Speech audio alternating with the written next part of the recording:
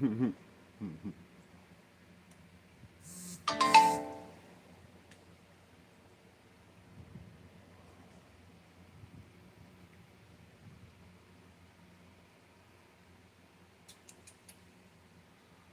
on, Bubba.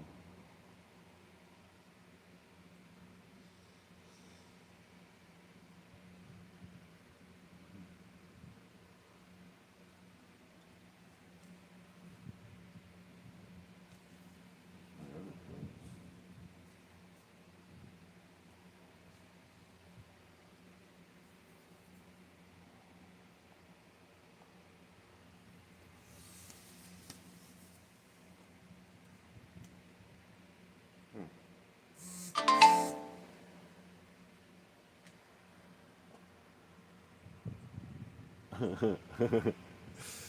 got my buddy Texas Aggie texting me, man. I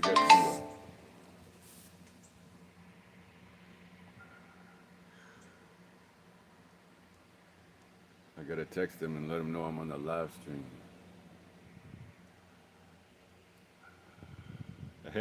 Hopefully he'll join us. He's trying to help me out. I'm trying to pull up the chat on YouTube so I can see what you guys are saying while I'm wrenching, you know. I need to get started on this thing. Figure out how to do this. Here we go.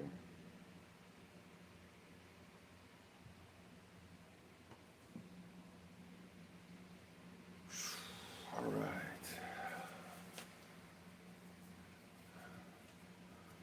Thank you guys for joining me. I'm going to be assembling an engine that I got courtesy of NitroPimp, and then I'm also taking parts of that engine that NitroPimp sent me, the TR15, and I'm going to, what's up BBT? I'm going to take parts of the TR15 that NitroPimp sent me, and I'm going to upgrade it with some of the Nova Mega parts, the CX 15, like the crank and stuff. But I'm gonna use the stock piston and sleeve that came with the one that I got from NitroPimp, because he just had this service from EB Mods. So anyway, this is gonna go back in the vehicle. But I think I'm gonna put the other crank in there, and then I'm gonna put this Kyosho Cyntax clutch on it. This is the V1 RRR clutch. This is the flywheel, and this is the stock flywheel. And so it's a significant difference in diameter. So I may not be able to use this clutch, and I may end up having to take it back off and put something else like a X-ray unit. The problem I was having initially was that the collet was pushing the flywheel out too far. Hey, oh, cool.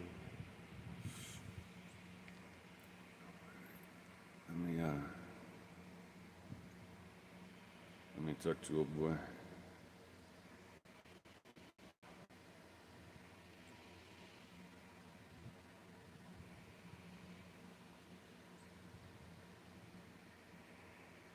Hey. All right, here we go. Hold on. Sorry. So this is a stock unit, and as I was saying, the collet was pushing the flywheel out too far. That being said, I didn't try using the Kyosho V1R collet on here, so that may be something that I should probably look into. There really wasn't anything wrong with the stock unit. The only issue I was having, like I said, was the flywheel was getting pushed out too far, because the collet was pushing it out too far, essentially, from the end of the block. So that gap in there was just too big. It had to be at least, I don't know, 2 or 3 millimeters or something. I couldn't get a collet to work with it. So anyway, am I the only one here? I don't know. It says we got 7 people here, but nobody's chiming in on the chat. So they're probably from other countries and stuff and can't speak English. So, no worries, man. I'm sure some other folks will show up before long. So what happened was Nitro Pimp had sent me this engine, and I had installed it in the vehicle last night. And then after I installed it, I started rotating the flywheel around, and I realized that it felt like all like gritty. You know what I'm saying? Like you could feel like where the bearings were like all like binding or whatever. So I opened up the back plate and I realized that apparently I hadn't cleaned it all up. I hadn't disassembled it and cleaned it all up. So anyway, I did that last night and I dropped it in there. I got to get it out of there and then clean it up and get it installed.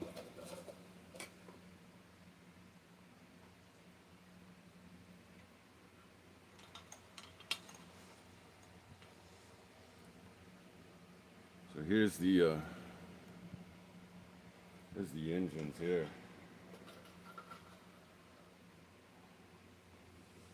Got the Nova Mega SX. Oh, no, CX. The Nova Mega CX15 and the TR15.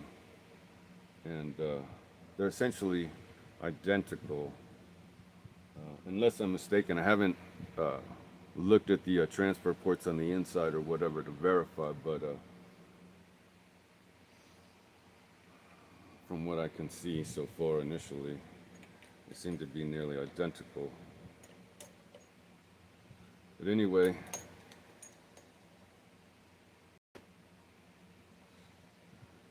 these suckers were all dirty last night, man.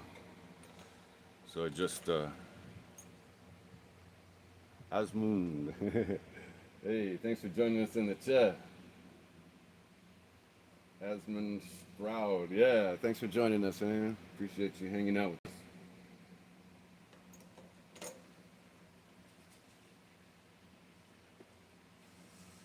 So let me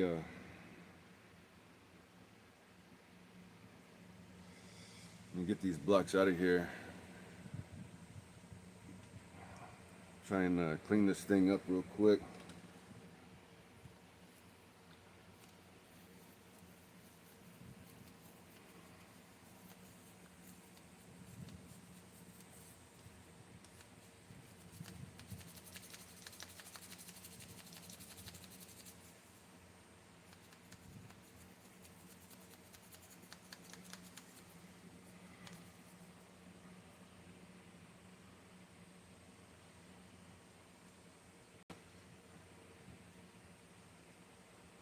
Yeah, it feels much better now.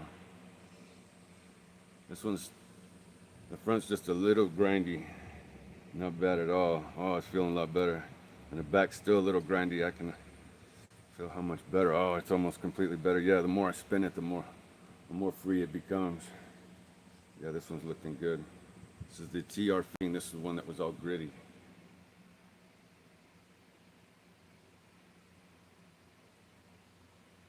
Are the bearings seated in the crankcase properly?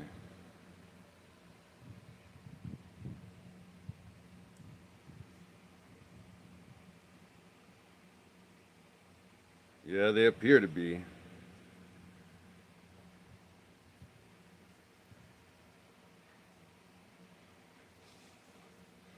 And that was the thing that I found intriguing, because last night when I started putting tension on the crank, you know, when you put the flywheel on and then you put the clutch nut, and sometimes when you put the flywheel clutch nut on, it'll pull the crank and it'll put so much load against like the bearings that you can feel them like grinding. And I thought that was the issue, so I kept like messing with it, doing it over and over and over again, instead of tearing it down and looking inside and seeing that the bearings were just all dirty.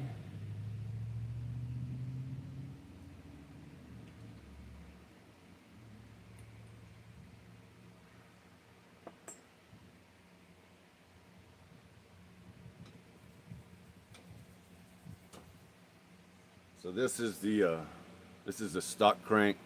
You can see how it's not scalloped, or you know, it doesn't have the typical cuts and stuff like a full modified crank would. This is the stock TR version. This is the one I got from Nitro Pimp. And the Rex Legend version that I have in the other vehicle has the full like scallop and the knife edge and stuff.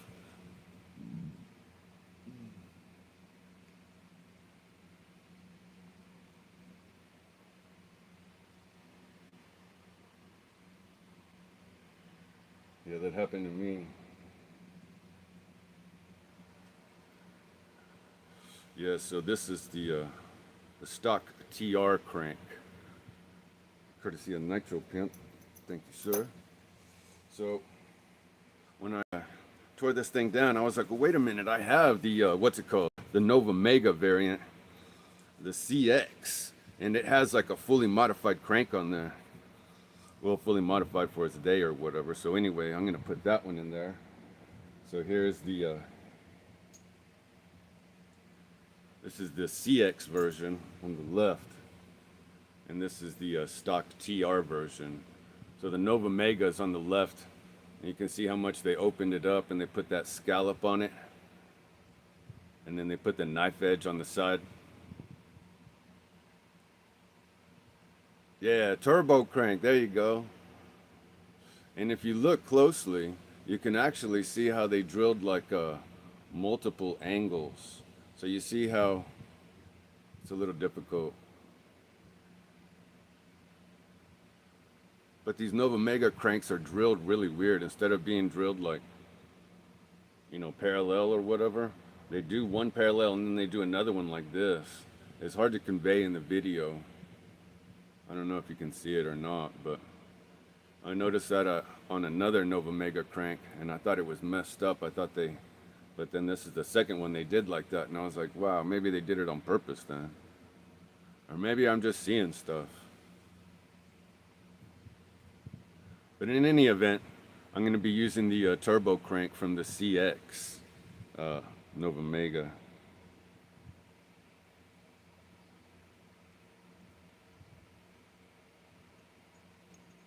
So I'm just going to clean this up a little bit with some Scotch-Brite and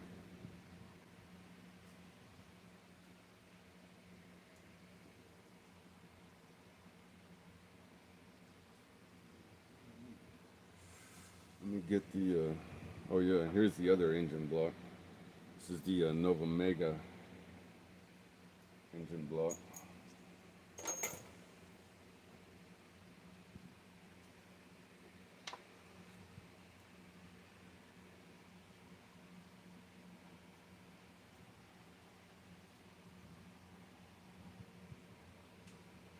So they're basically identical, like I said.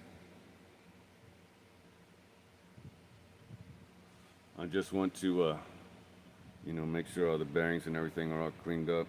I may even use this block instead if it's got better transfer ports, you know. If it's got better cuts and stuff on the inside, I'll just look at that real quick and see. Hopefully it does, and then we can use this block instead of the stock TR unit. And we'll get some more modifications out of it, you know.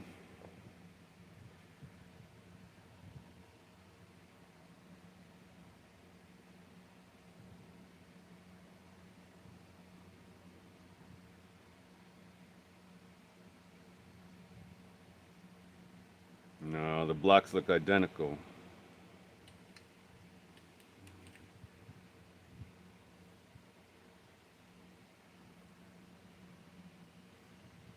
Let me turn on another light. Hold on.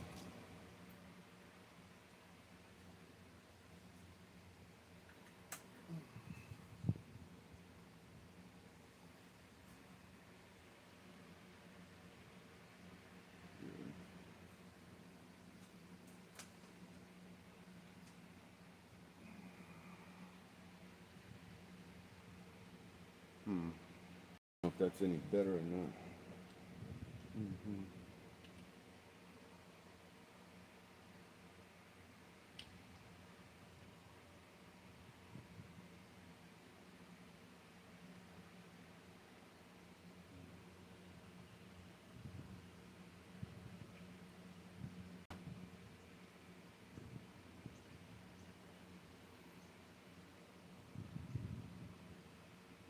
Yeah, the blocks basically look identical. Metal shielded bearings in the front.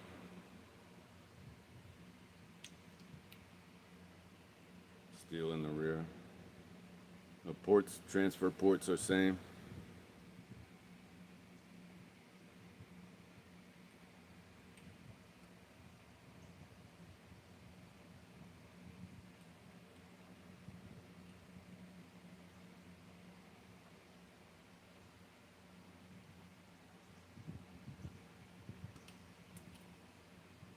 Cool enough.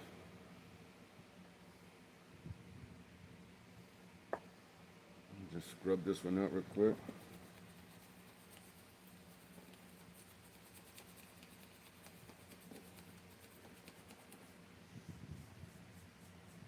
Yeah, I'm trying to get ready for this weekend. Woogie wants to go run. I need to get the this vehicle back up and running, and got to rebuild the engine and the clutch.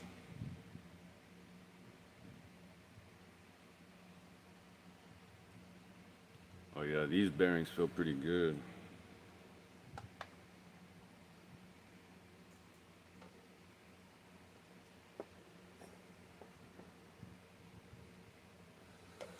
Get my Scotch Brite on.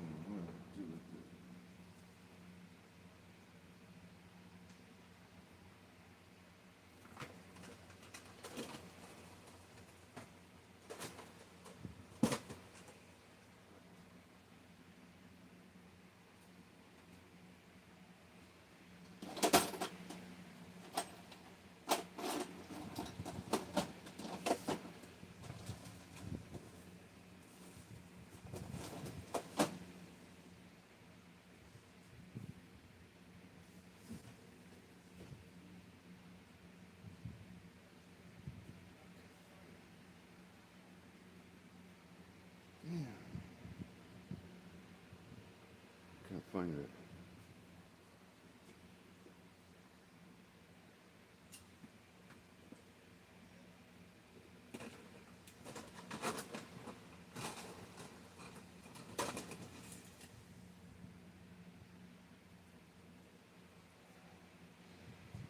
Finally, here we go.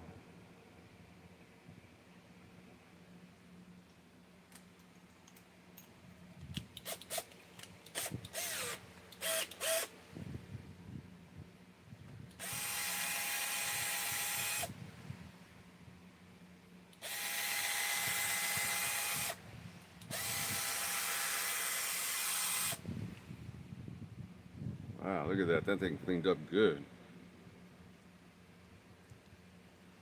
Oh, it took a second.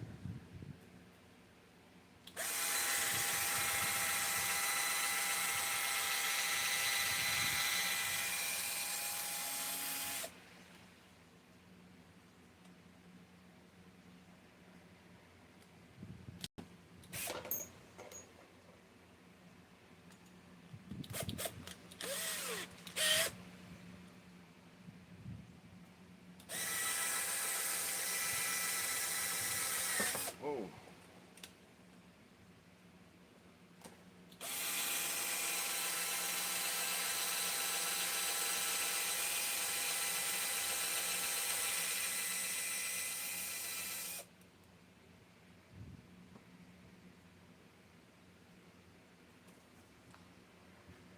That cleaned up pretty good, not too bad.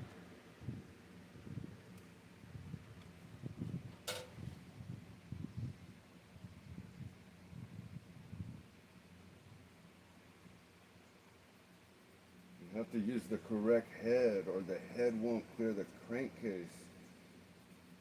See how one is circular and one is square? No, I don't know what you're talking about.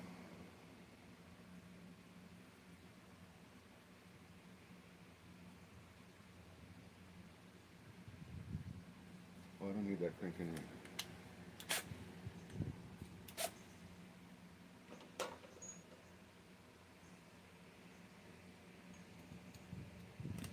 Talking about the head button? Or the head? The back plate?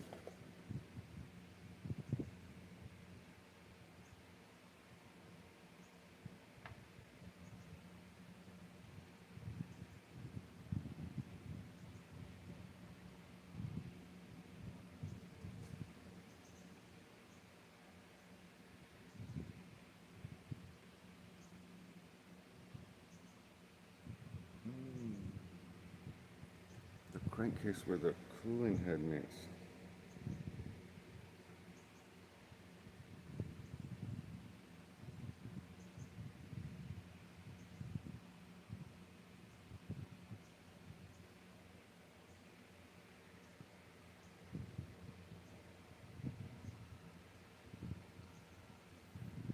Oh, you're talking about this area here. This one's circular and this one's square.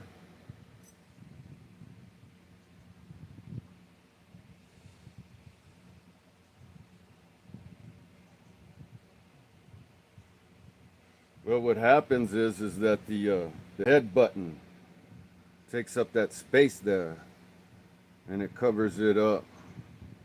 So it really doesn't matter.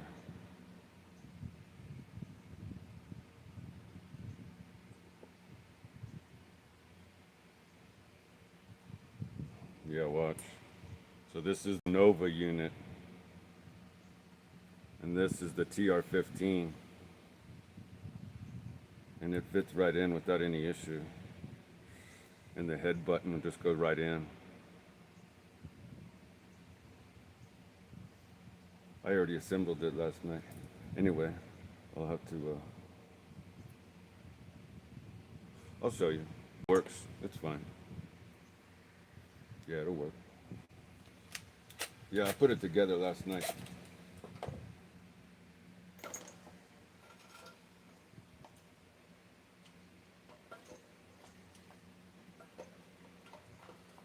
Hey, what's up, Boosted? We got Northeast Mods. Hey, man, how you doing, Northeast?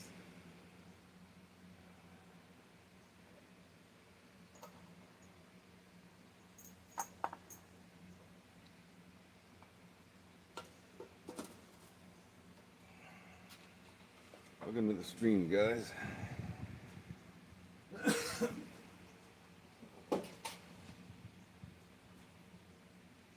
Just cleaning up some engine parts that Nitro Pimp sent me an engine and my brother gave me an engine. I'm using the two engines to make one. Even though I could just use the one Nitro Pimp gave me, I just had to clean it up. But I'm trying to upgrade it a little bit, you know what I'm saying?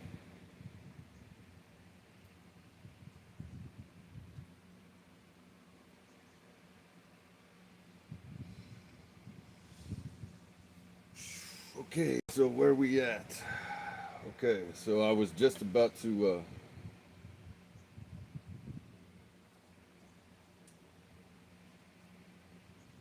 get this thing cleaned up and start assembling the engine and then put the clutch on, get it back in the vehicle, fire it up, try and fire it up. So I'm swapping out the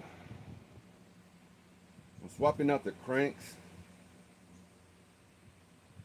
because the stock TR unit versus the Serpent unit. This is the Nova Mega CX15. In this unit, crank is turbo cut or whatever and knife edged on the side versus the stock unit. This is the stock TR15 that I got from Nitro Pimp. He sent me the engine and the piston and sleeve. And anyway, I tore it all down. I got it all cleaned up now. Michael Graham, what's up, Bubba? Good to see you, man. Thanks for joining us in the chat. Hope you're having a good Texas Tuesday, man. I'm just building another engine, courtesy of Nitro Pimp and my brother. Special shout out to those guys for hooking me up with badass engines.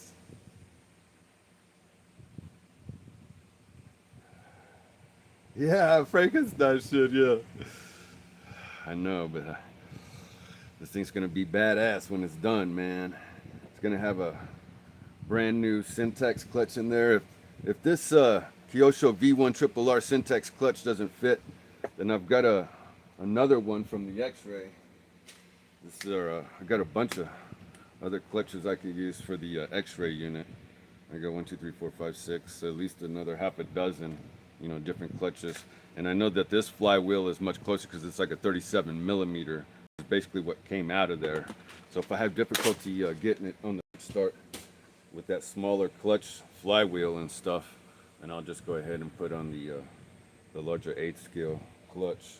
The issue I was having was that, you know, maybe I should just go ahead and try that instead of going through all this crap. Just putting the stock unit back on, because the issue I was having was the collet was too big and it was pushing the flywheel out too far away from the engine, and it wasn't mating properly. Hey, we got KB. What's up, KB? Good to see you, man. Hope all you guys are having a wonderful Tuesday. Good week. Got to wrench on something. Just wanted to show you how beautiful this crank looks, man. Let me see if I can finish cleaning up in there, because there's still a little bit of gunk in there. I don't know how well you can see that. But the outside came out pretty clean. I just soaked it in that B12 chem tool overnight and then just wiped it down with a microfiber towel.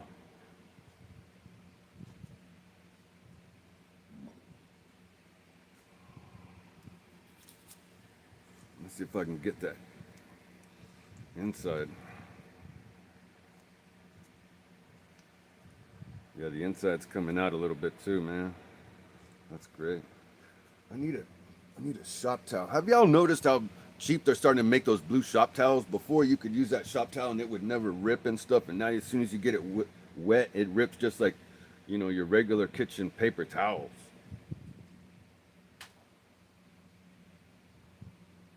You've been up all night wrenching on the MTX. Ah, really? Oh, that's freaking sick, dude. Yeah, I was up till like 4 o'clock this morning wrenching on this thing, and I was just absolutely delirious. I almost like, I couldn't believe it. I was like all dizzy and stuff, man. I stayed up way too long. Oh God, I couldn't stop wrenching. Okay, so this is the stock TR15 here.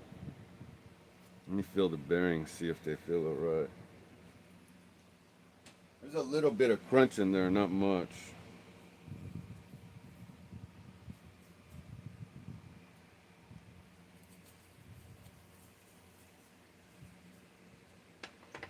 Let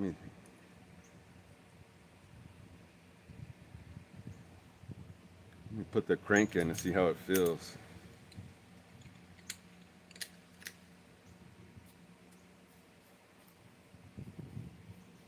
Wow, feels a lot better, but it still feels a little crusty.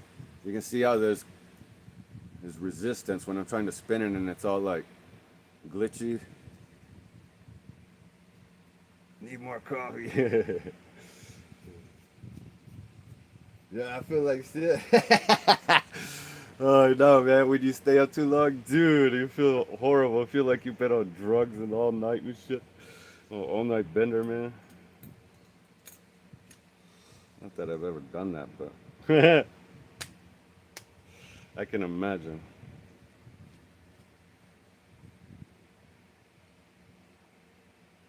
This one feels a lot better. This one feels real smooth. Well, I say that, real smooth. It feels a lot smoother than that one. So I can use the Nova block, actually. Badass. That'd be sick, dude. So I can upgrade it to the Nova block. Still use the TR15 internals. What happened on my shop towels?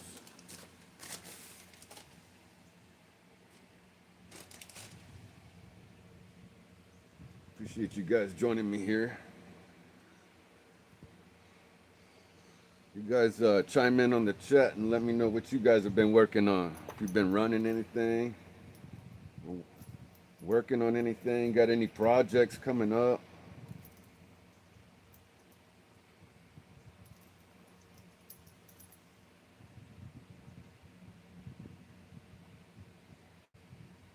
Yeah, I think I'm going to use this block. The bearings feel a lot better. And I like this modified crank anyway. This is the Nova Mega block, the CX15. I reckon it's the same as the SX15.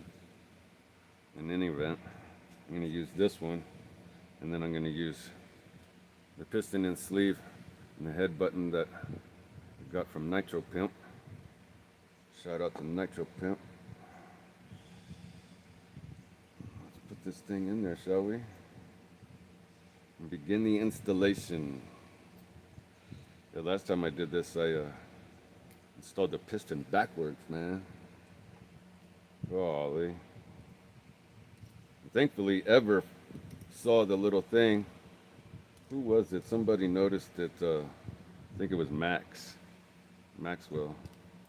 Noticed, he was like, man, something's wrong. Like, there was too much resistance.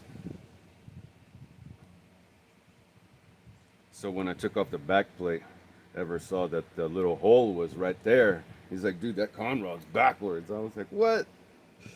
And I tore the engine down, and sure enough, it was backwards, man. I messed it up because I was I heated up the block, and then I put the sleeve in the freezer, and it was all just, you know, all hectic and and I dropped it in there because it was all cold, and I'm trying to do it all fast. And anyway, let me make some more excuses. All right, where are we at? I need some oil.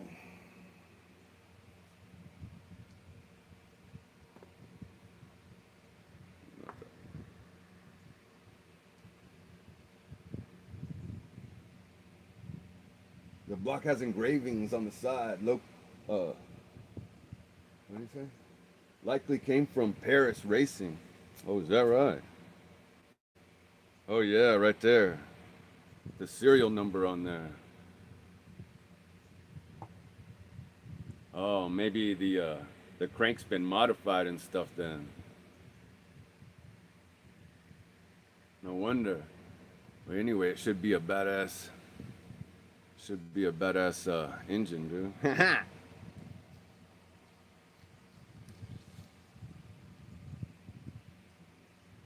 block hasn't engraving on. I'll never do that to a piston and sleeve set.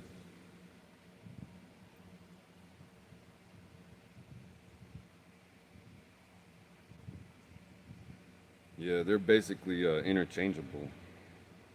Well, some of them are.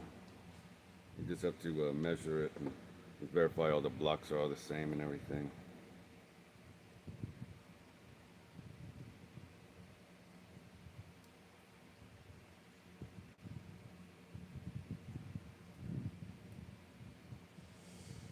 Let me get this head button off of here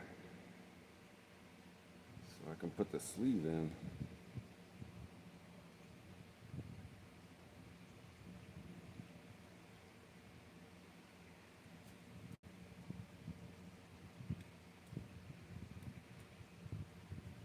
Wookie has no chance. Yeah, that's what I'm hoping, man. I know.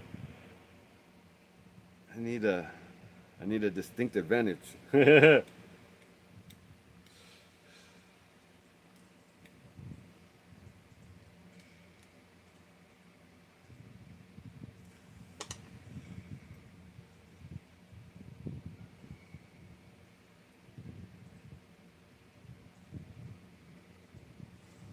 could get this head button off of there, I'd be doing good.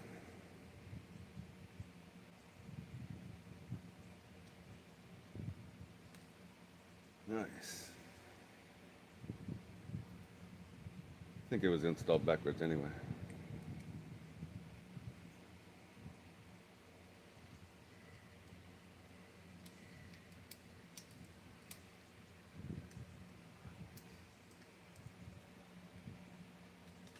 Come on, baby, get in there.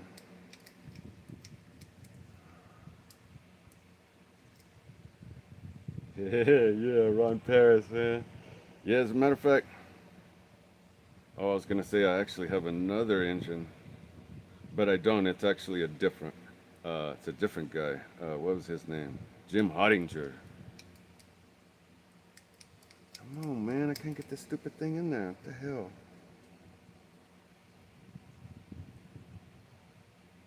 Yeah, I have a Jim Hottinger modified P5.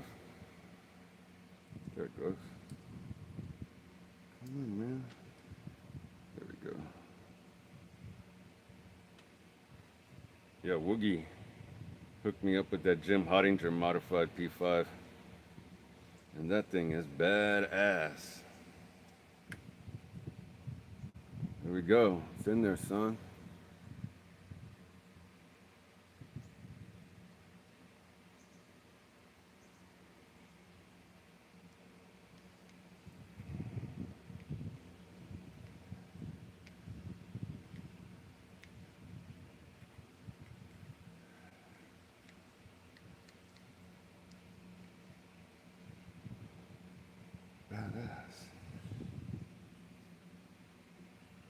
Yeah. Oh, really? Hot Mods.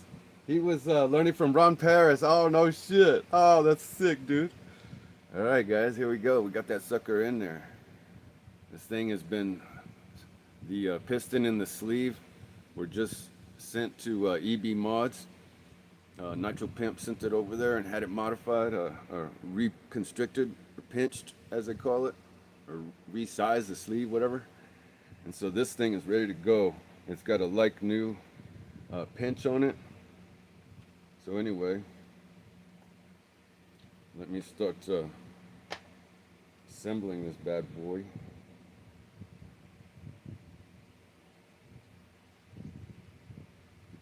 Oops, that's backwards.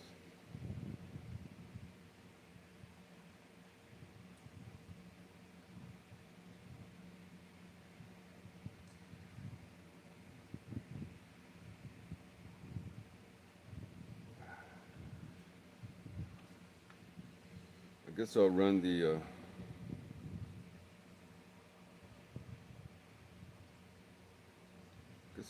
carb it came with. Maybe I should run the Rex Legend.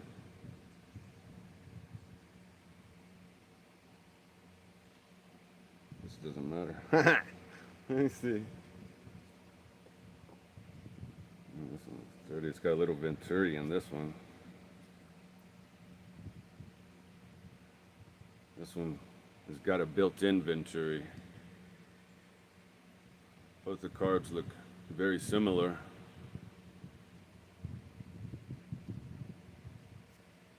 This one's got ultra smooth function action on it. So does this one.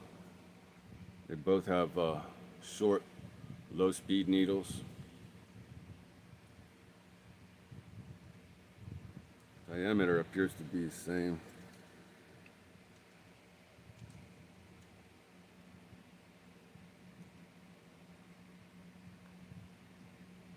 Yeah, 10.3 basically. And knife edge down to like a 4mm.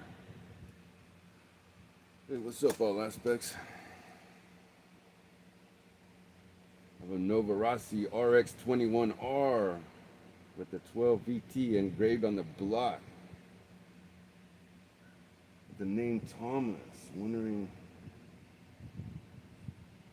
if it rings a bell with anyone. That's interesting.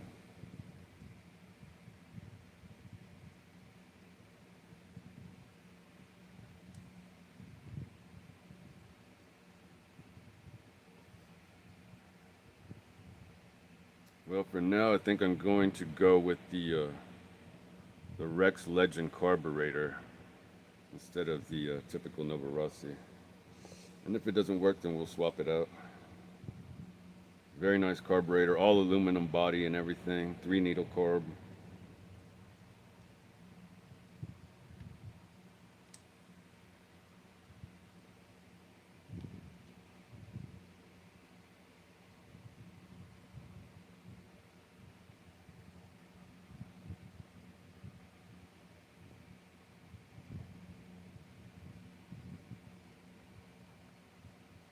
If I can get this thing in there.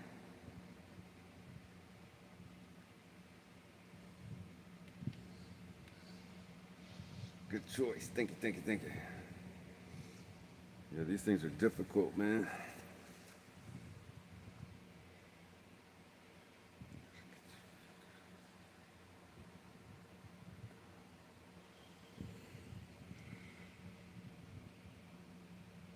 Gotta get your finger in there and move that thing just right so it'll fit. Oh, a pain in the butt.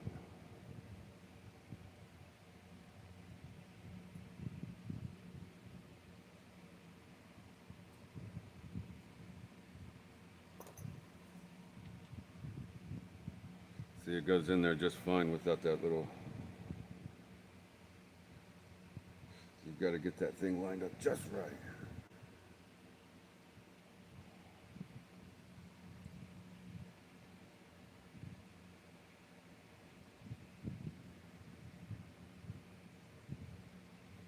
Yeah, I don't know of any Mars. Hey, what's up? Higher Velocity. Good to see you guys, man. How you doing, Bubba?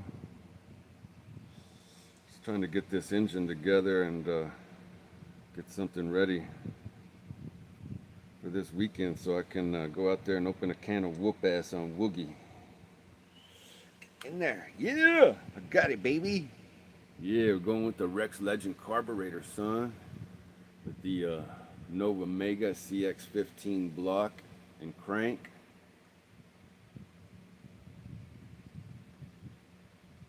It's gonna be bad to the bone, man. I'm gonna open a can of whoop ass for sure, son. Right.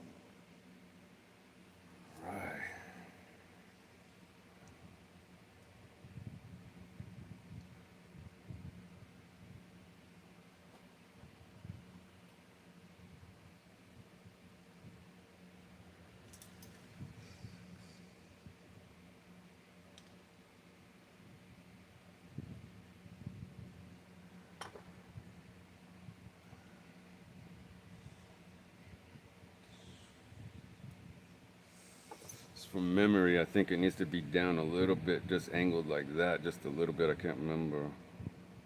Not too much.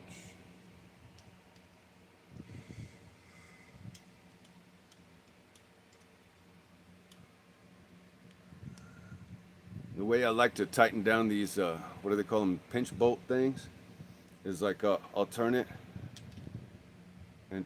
and turn it and then loosen it, turn it, loosen it, turn it and loosen it. Do it over and over and over again. And as I do that, I notice that it seats itself better and better each time. And then it'll just turn a little bit more. And then when it stops turning like a little bit more or whatever, and it turns to the same place, I know exactly, you know, that it's seated exactly perfectly in there. You know what I'm trying to say? All right, man, the sucker's coming together smooth. All right, so we got the little dot on the back there. Probably can't see it. Oh, there you go. That dot typically goes to the exhaust. Initially it was going to the front, so not that it makes any difference really.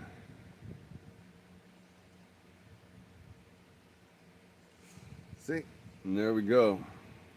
So now I got the head button on, and now it doesn't really matter that the block is round and the other one's square or whatever else, you know, because it just fits. It's machined. The head button's machined to fit the head. See that? So as long as you use the proper head button, it'll be all good.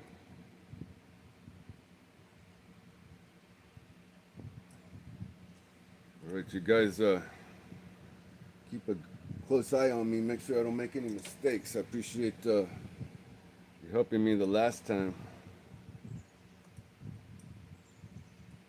Is the number engraved on either side of those buttons? No. Haha, yeah, torque to perfection. Yes, sir. I try, man. Yeah, that's what you got to do. Because otherwise, you're going to have little leaks. And then you're going to be chasing your tail trying to figure out where it's coming from. You know what I mean?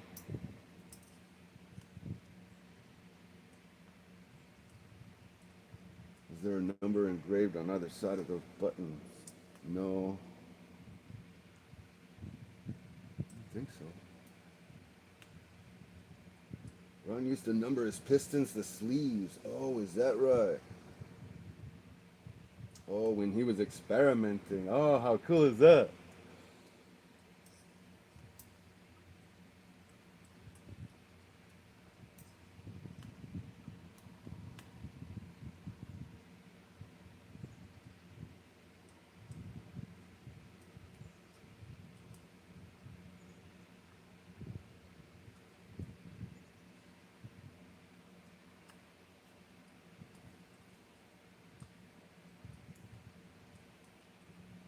Little bitty screws, man. I tell you what, these flathead screws, whatever they call them, man, they sure do drive your patience.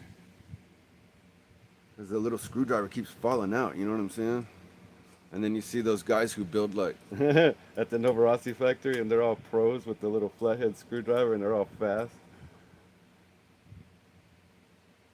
Yeah, little leak cause a big headache. Boy, you ain't lying, man. Exactly right.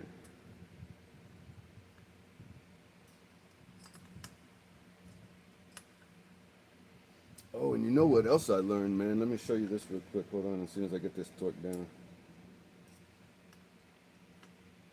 So you know how like every now and then you'll get an engine and like the one of the cooling heads in the middle of it is like bent or busted off, and you're like, how the hell did that happen? Like right in the middle. You know what I'm saying? You'll see one of these cooling fins like broken off and it's just floating around in there, and you're like, how in the hell does that happen? Well, I figured it out, man, because when I was installing the screws on a head one time, not too long ago, one of the screws didn't go in, and it was kind of like cockeyed, and the other three had gone in, and because it hadn't gone in, it didn't go in. It was kind of cockeyed in there, and I tightened down the other three, and that one screw was sticking up, and as I kept tightening it down, it caused so much force on that on the fin, it was causing it to bend up, and I saw that if I kept tightening it down, it probably would have just broken it off, you know. And then I figured out, wow, that's how they do that. They break off the fins because one of the screws isn't in, and then they tighten all the other ones down, thinking that they're all. But it's not. Anyway. Yeah, exactly. The flat Novarossi screws are a pain in the butt. All right, man, we got it together. Put a little oil.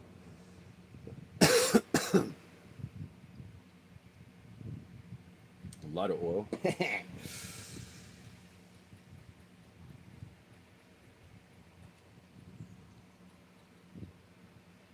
I put some in here? I did now. All right, man. This thing, it's pouring out the hole. All right, man. We are ready. Let me cap.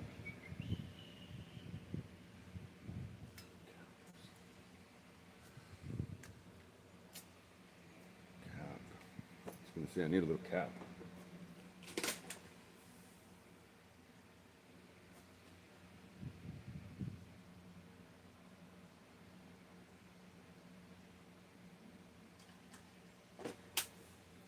Pain in the ass. I can't believe I don't have one. Let's stick an air filter sponge in there for now,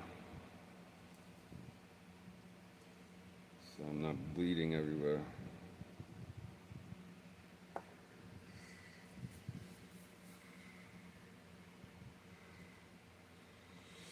All right, you guys, we're getting there. We're getting there.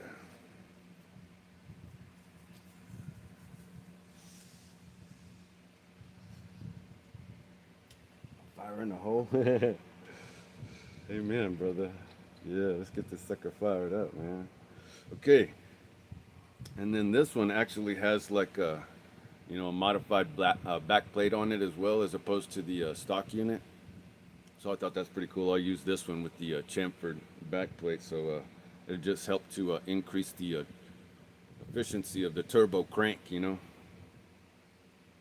it's not what do you call it? Recessed or whatever. So you don't have to, it's not a clearance. You don't have to put the piston all the way up, or at least halfway.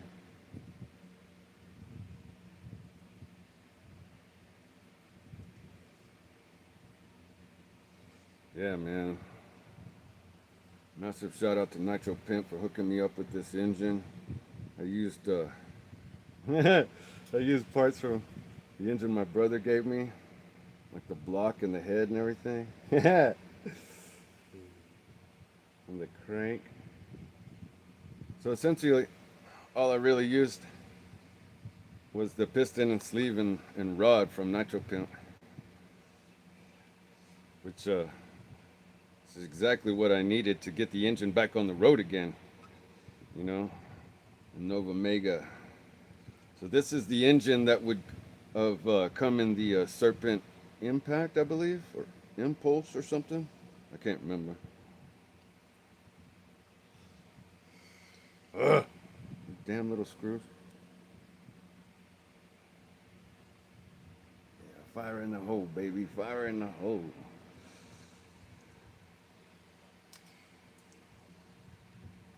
Yeah, Pimp just sent me this engine, and I actually I tore down the other one and cleaned that one up, and I got it mistaken with this one. He sent me two engines, and I rebuilt the other one, and I got it mistaken with this one.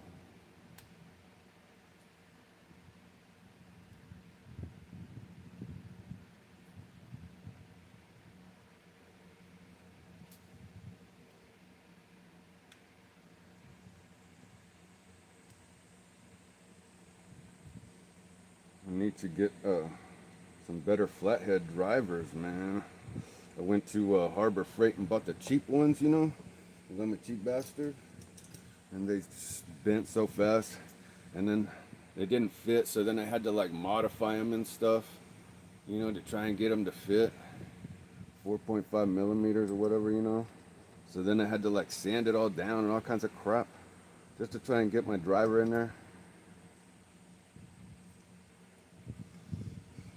I know that dude Rex Welch was talking about those Philo drivers, and I found some of them on eBay, and they had a pretty good deal on them. I should have bought those. It was only like $20.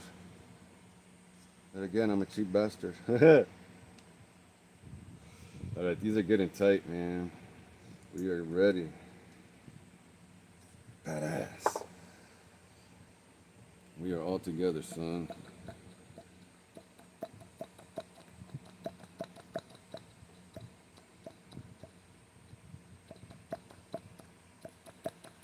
Can you hear it? It's going. Yeah,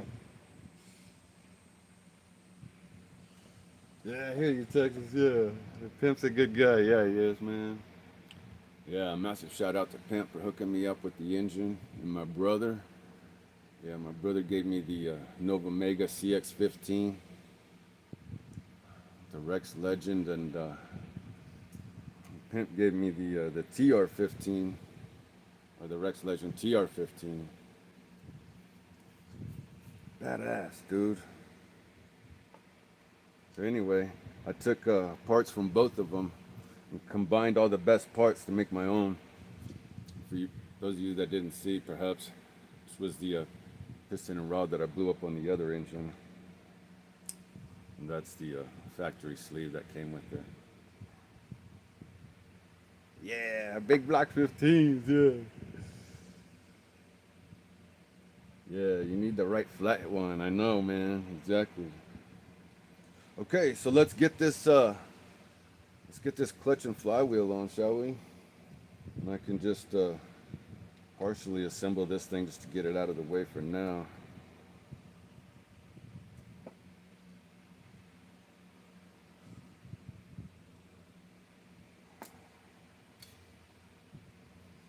Let me just get this other block out of the way real quick so my head can be clear, man. Because when I have too much stuff on my desk, I can't think clearly. You know what I mean?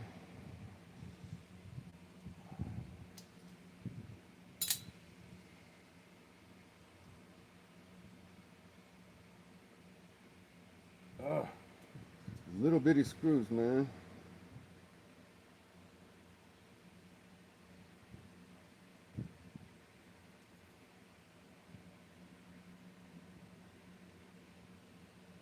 I was gonna try and run a Kyosho V1 triple arc clutch on there because I thought, shit, that one's probably better than the factory unit, but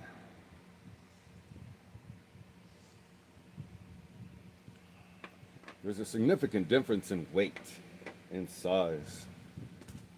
So anyway, I'm just a little apprehensive about doing that. Okay, badass, dude. We're getting close, man. Hey, what's up, Bob? It's good to see you, dude. Cheers, man. Thanks for showing up on the live stream, guys.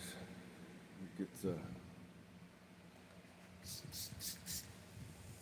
water in my hair, man. It's freaking hot.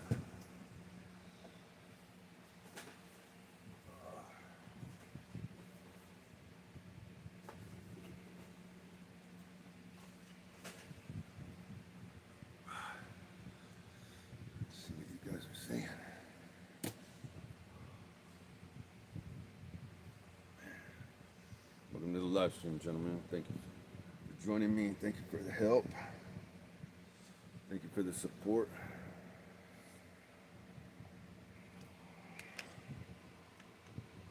I'm just assembling the Rex Legend Nova Mega Frankenstein engine, essentially. And I'm going to be putting on the Kyosho clutch instead of the K2X. I'm starting to wonder if I should just try and see if the stock one will work, because the flywheel is much smaller.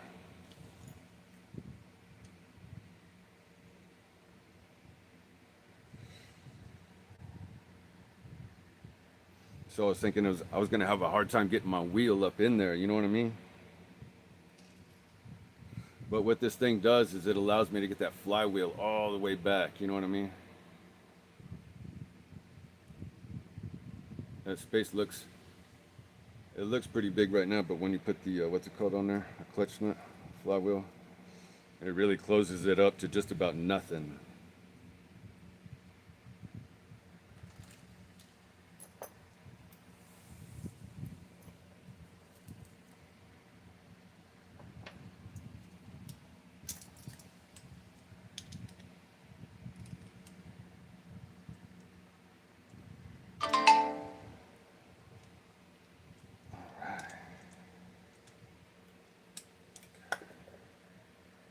Badass.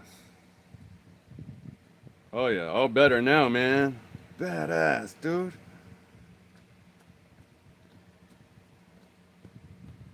Can you see how freely it's moving in there? And before, hey, what's up, RPM? Appreciate you guys showing up, man. Ah, yeah. Forgot to hit the like button. Thank you, buddy. I appreciate that, man. Yeah, appreciate all the support, you guys. So this is the bad boy that's going to be going in here. And you can see how good it looks already, just like, there's like a, what do you call it? There's kind of like purple on there. You can't really see it right now. But it matches just right, man. It looks like it was just made for it. So anyway, if you look, you can see how the flywheel is basically at the same level as the bottom of the engine block. And then, you know, the thickness of the chassis is like 5 millimeter or whatever, so it might be a little difficult for me, but I'm gonna try it anyway. I'm just gonna experiment, see if I can get the Kyosho clutch working on the K2X. I was thinking that it might be too small. Damn thing.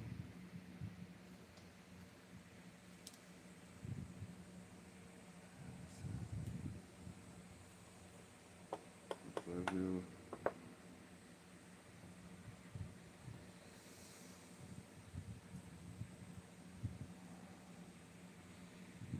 First you put your flywheel, and then you put your flywheel weights, and then you put your pressure plate, followed by your shoe. Where's the inside? Is it there? Your flywheel, clutch nut, your flywheel weights, your pressure plate, your clutch shoe, your spring retainer, your retainer, and then your spring. So I got the spring, and now I need the, what do you call it? The spring retainer thing.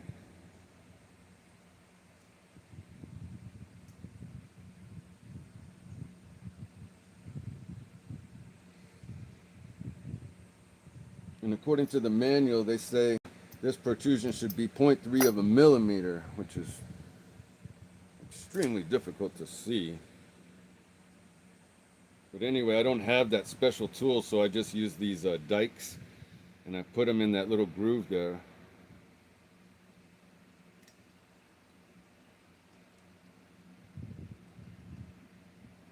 And then that enables me to spin the clutch nut, spring retainer nut. Yeah, okay, so cool. Now, if you look down What the hell's wrong with this camera, boy? I tell you, it's gonna make me mad as hell. Dripping oil. I don't understand. So the threads have to protrude past the clutch nut about 3/10 of a millimeter, essentially, is what they're asking for. And this setting varies per manufacturer, so it could be up to like 1 millimeter or whatever, but that's just basically a good starting point, anywhere from flush down to 1 millimeter. I know it's hard to see because the lighting is acting up right now. Anyway, so we got that on. So we're right there, we finished that. So now the next part is to put on the clutch bell. And you have to put on your shims.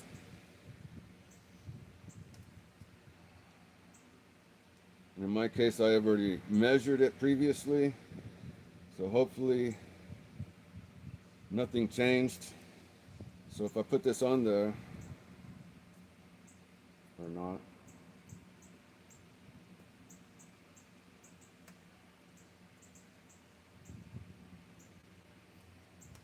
Damn, this thing don't want to go on there.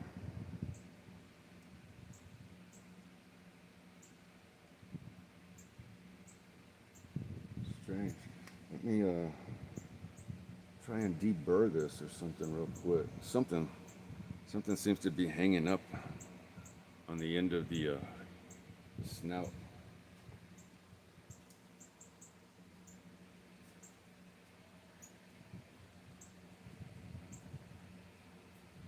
It's gonna take some 3M to try and clean it up a little bit.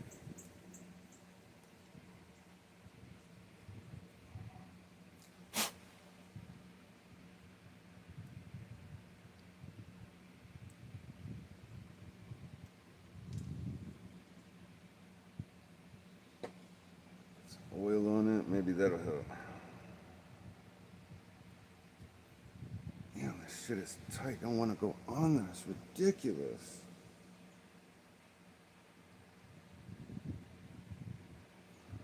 This way I didn't use this damn engine. I can't get it off. What a pain in the ass.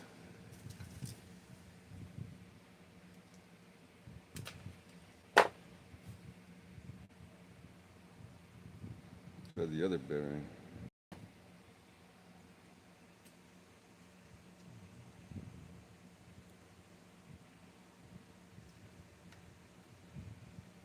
Okay, so what you want to do is you want to install your bearing, and then you want to hold your engine up like this, where the clutch shoe and the gravity is forcing it back against, the clutch bell is forcing the weight of the clutch bell against the shoe, and you want to rotate it and see if there's any kind of interference. And see how it doesn't rotate freely? There's the minimal amount of interference there. So then what you want to do is you want to put a shim underneath to raise your bearing up. If I could get this damn thing off.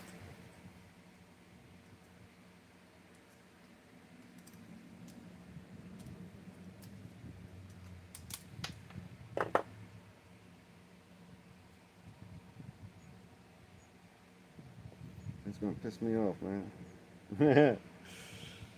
Alright. So in this case I got a big fat one. That's gotta be at least a 0.5 millimeter or 1 millimeter. That's probably way too much.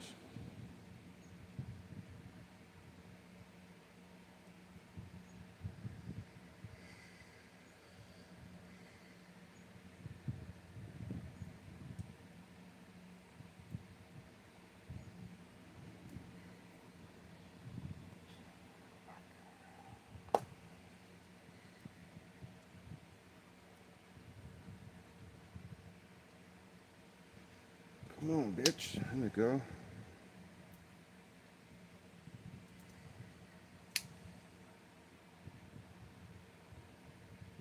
Alright, that's just right. Good. Okay.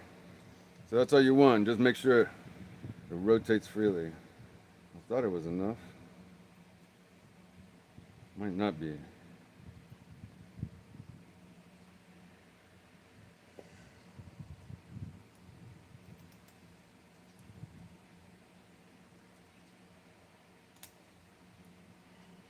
Let me see if I can put another one back there. Man, I'm freaking hungry. This thing's gonna piss me off, man.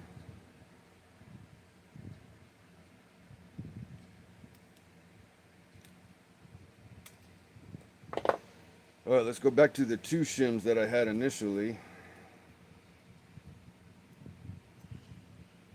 Then the bearing.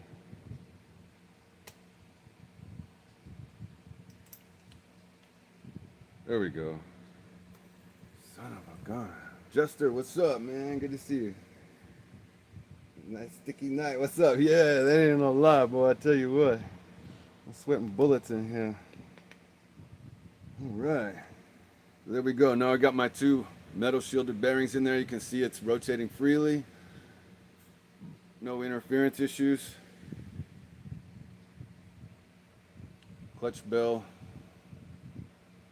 Just right. And then what you do is you take the rest of your assembly, which is all of this stuff here. They call your thrust bearing.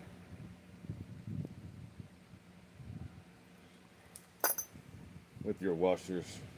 And then you want to make sure that you have about a 1/2 millimeter of play. So I'm gonna take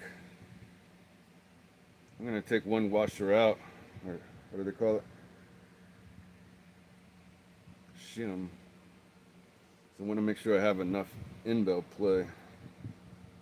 You want anywhere from like a 0.3 to 0.5 millimeter in-bell play.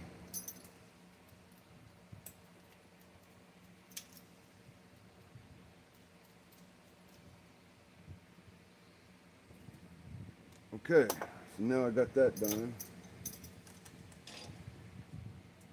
Now you check your in-bell play. Golly, this thing's not sliding. Is that bearing in there or something? That sucks. All right, I'm at right at 0.5.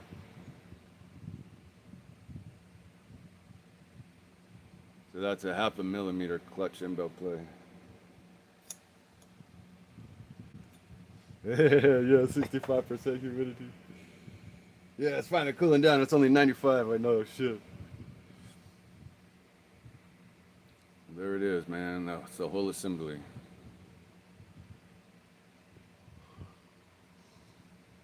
And so this clutch bell is supposed to move back and forth, and it doesn't want to.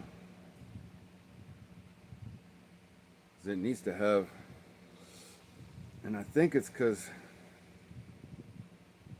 those bearings are sticking on the end of that rod, the crank.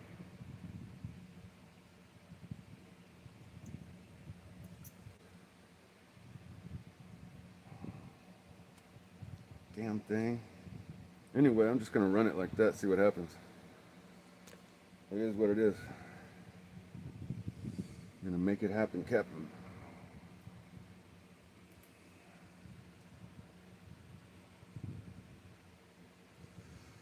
Let me just get this sucker buttoned up. Get this thing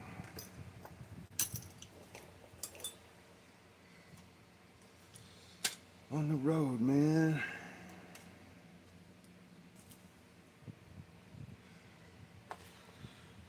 Okay. You know what I found a really nice feature was like if you look at these screws, these are the engine mounting screws. They've actually got a little bitty lock washer on them there.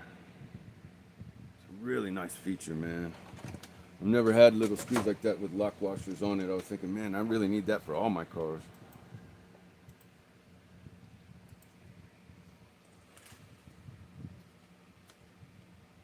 Oh, this one's already got the engine mounts. I forgot. Alright, let me pull these engine mounts.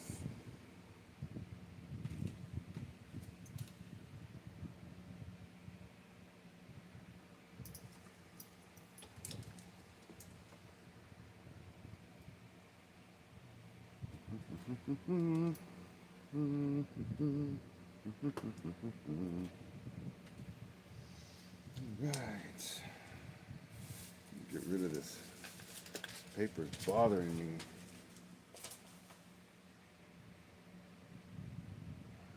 What's cracking, peeps? Nitro RC Life. What's up, brother? How are you, man? Good to see you. Welcome to the chat. We're just trying to get something ready for this weekend so I can go run with Woogie.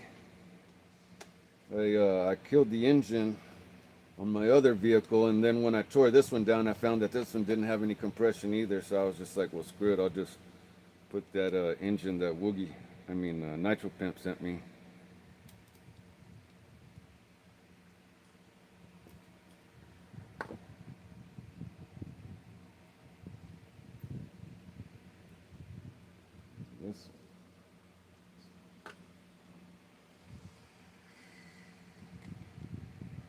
So I took that engine that Nitro Pimp sent me, I tore it down, and my brother also gave me an engine, a Nova Mega CX-15. I took parts from both of them and made a little Frankenstein engine. I used the best parts of each, and Nitro Pimp had just gotten the piston and sleeve resized.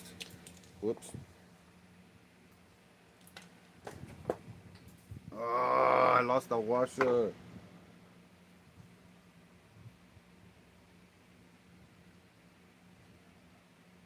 There it is. Oh, good.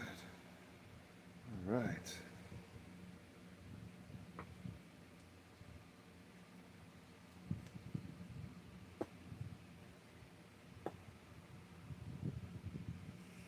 Got that run, that Paris Racing 15, yeah. Yeah, that shit should be badass.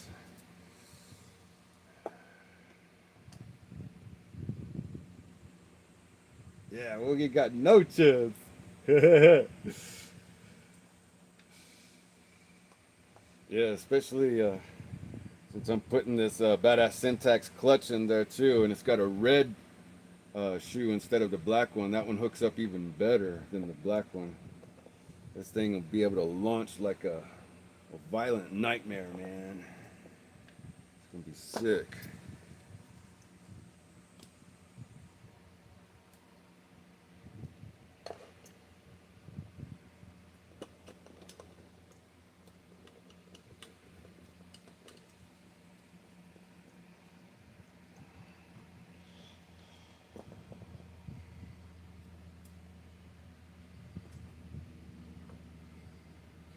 They had to take the rear end off because it's so freaking dirty, man. Running out there in the parking lot gets so dirty. Yeah, power slide to the wind, yeah. For the wind.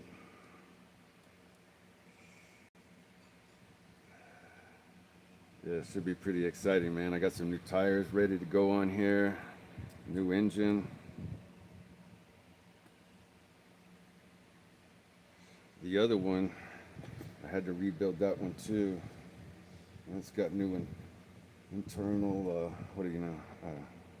internals as well.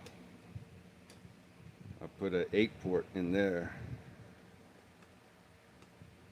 And that was what came in this one initially.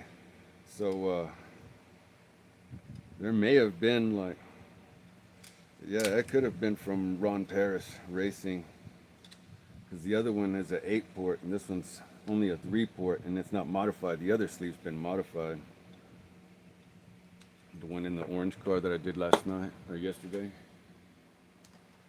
Yeah, so this is basically the same engine, but this one's been like Ron Paris modified. This is the one where I took the sleeve out of here and the connecting rod and everything, and I put it in this one.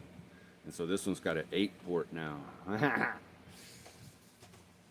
Hey, what's up, Big Pimpin'? I was just showing everybody the engine you sent me, man. And so anyway, I finally got it in the vehicle here.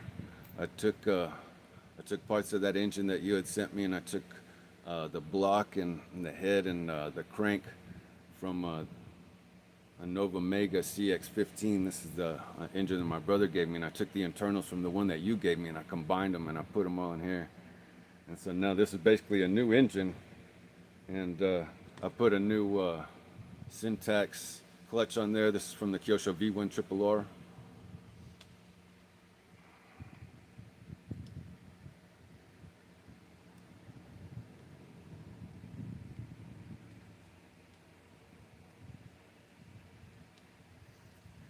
Just have to verify that my angle is correct here. And it's not too low. Kind of looks a little low. I think I need to pull up that little arm right there, because that little thing's a little low there. It's like the smallest, like most minuscule little thing, man.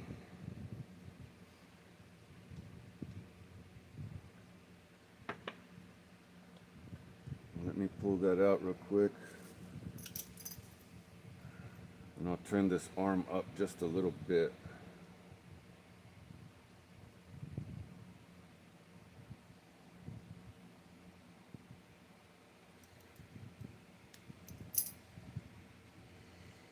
Yeah, I put the Rex Legend carburetor in this bad boy. There we go. Make sure this thing's lined up just right. These little bitty cars, man, you have to have everything just right, because there's not a lot of room. If you line something up just a little bit off, I mean, it creates all kinds of binding. There we go. See, so this is what I was talking about. You can see the flywheel's just a little bit up in there. And typically they're like at least all the way to the bottom, so I might have a little difficulty getting my wheel up in there, but I'm hoping not.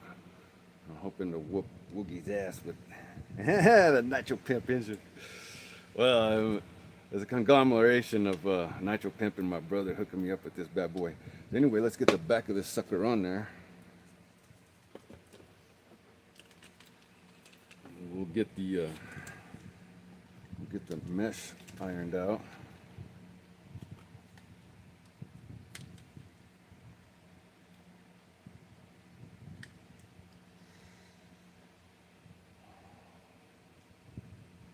All right. Let me get the screws.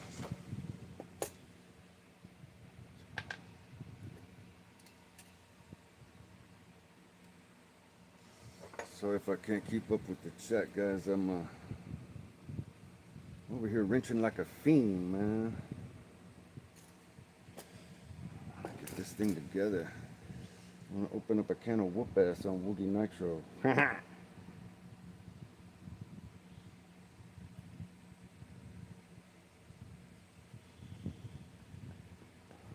And I was working till like 4 o'clock this morning.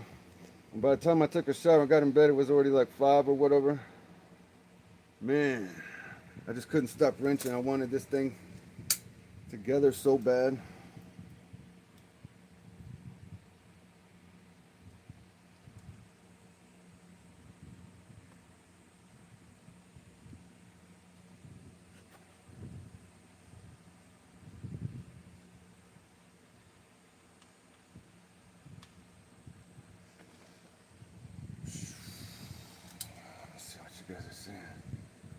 Broke a couple carbs on the Rustler by not having it in the correct position. Damn, yeah, see, you know what I'm talking about.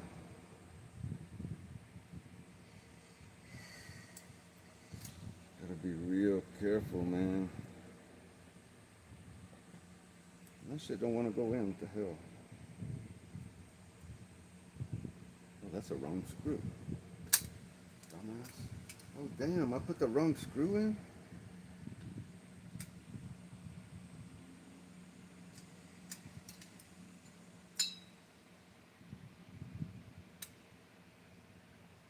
Huh, weird. I realized I had a machine screw in one of these things, man.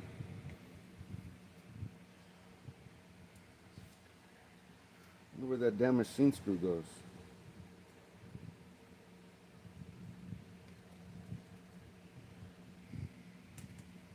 This car's old school with the Phillips, man. Really like that. Everything's old school.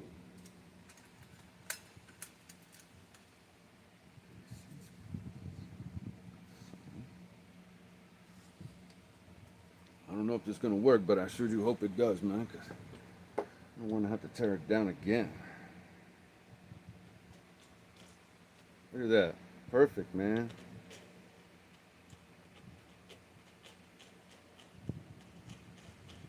All right, let me get the mesh adjusted.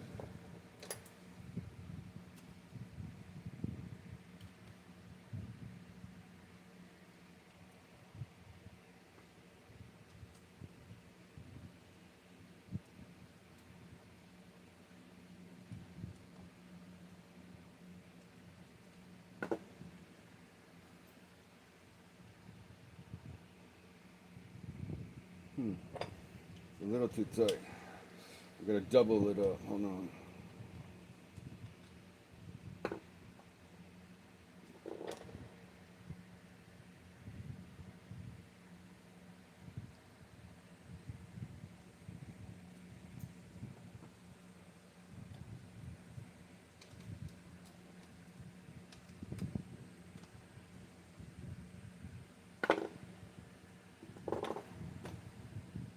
Badass.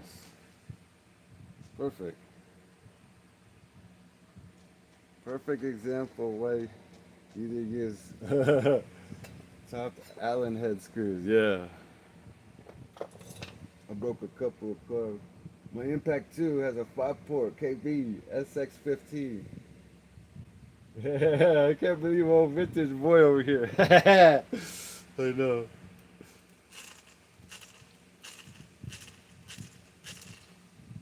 Alright guys, there it is. Gear mesh is a little tight. You can hear it. I can always loosen that up just a little bit or whatever, no problem.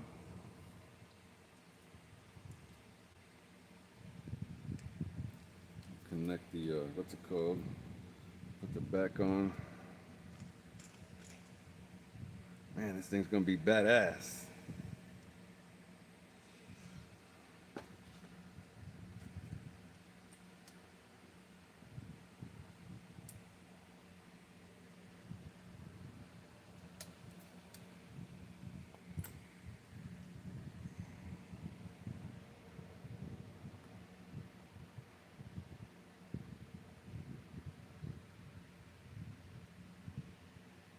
It even looks better with that engine in there, man. I was running the OS in here before. I mean, nothing wrong with OS, but I mean, the OS was really tired, man. Didn't have any compression left in it. Had no mechanical pinch on the top. And so I was actually kind of shocked it was still running. But oh well. Yeah, perfect, man. Let's see, what do we got? Where's those damn screws?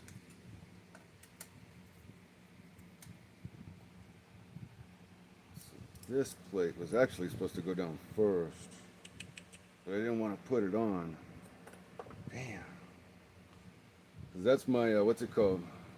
Retainer. Stabilizer bar retainer. And the other vehicle is a little different. It's just got a couple screws. But this one's got a brace. Now I gotta use the brace. I didn't want to use the brace.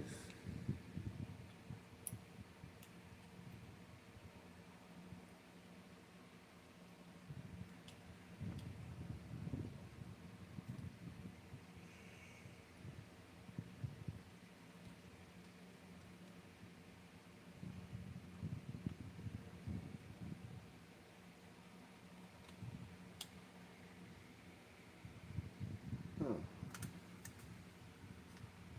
Yeah.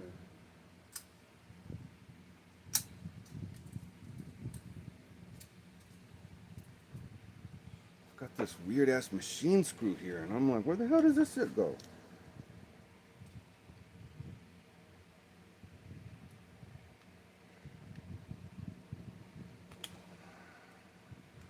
And I'm wondering if I should have put it in here,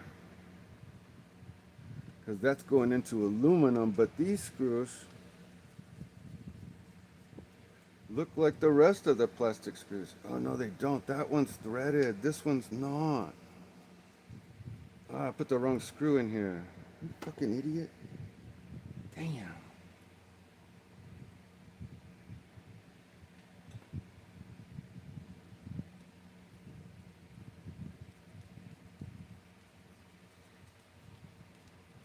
No wonder it didn't feel like it went in there right. Badass.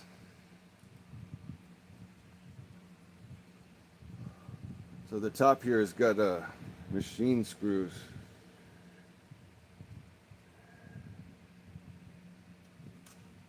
Hey, Michael Graham, hell yeah, dude. I'd like to come run some nitros with you. Hell yeah, bro.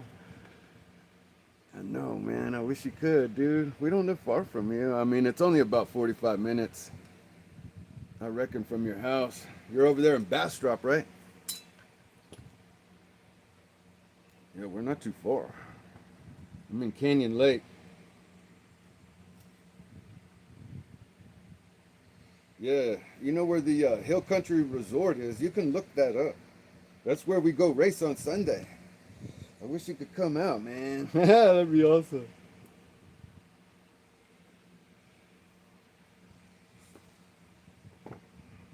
Yeah, we're trying to get Texas Aggie to come out with us too. My brother said he wants to come out. HPI Savage said he wanted to. It'd be nice if everybody would start coming out. Have a lot more people to run with, you know? All right, dude. Check it out, man.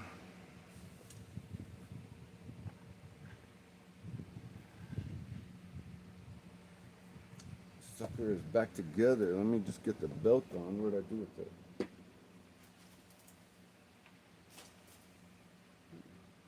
Right here. Man. Oh, here it is.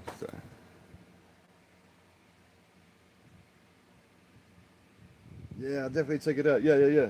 Check out the Hill Country Resort, bro. It's probably only 45 minutes from your house.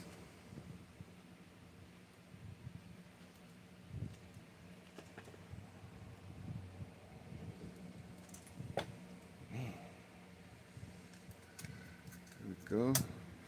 Let me just get the belt tensioner on there. And the exhaust. And this sucker is done. And we can start doing our heat cycles.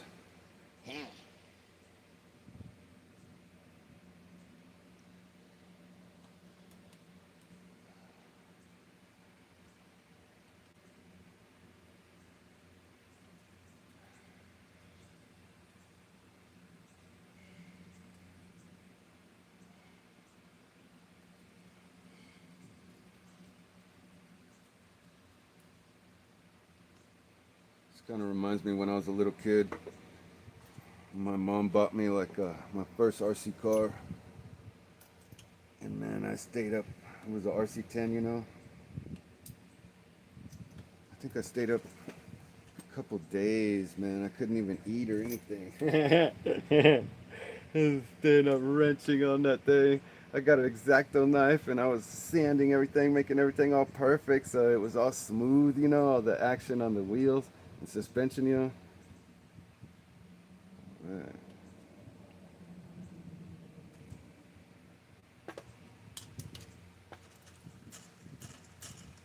Badass. This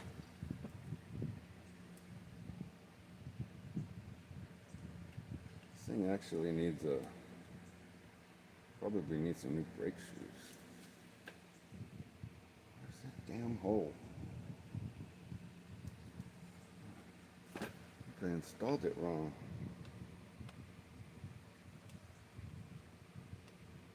It's so sideways.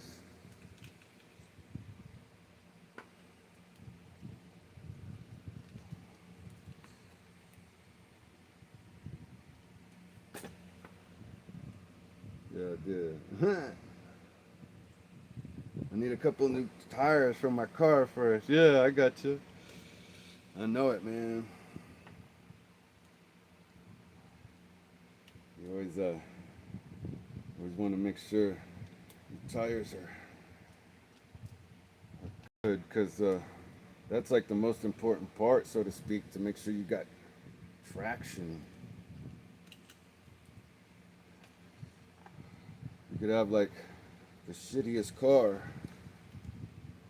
but you got the best traction, you'll waste everybody out there, you know. You could have the best car with the shittiest traction, and it doesn't matter, because if you got the shittiest tires or whatever in the best car, you're not gonna hook up, you know.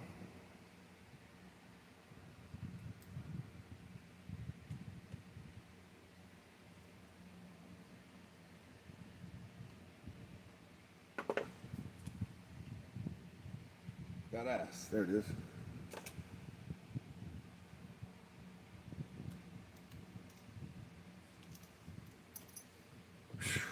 Golly, boy, I tell you what, that was a chore. All right, let's get that little ball end on there.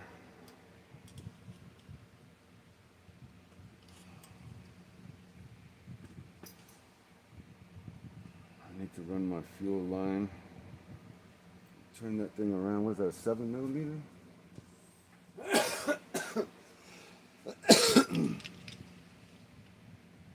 Excuse me, sorry. Pardon me. What the hell size is this thing? Oh, I can't even get it in there. I need my open end wrench. There's a hill country resort on the east side of Canyon Lake. Let me think. Hold on. Let's see. That's north, east, south. Hold on.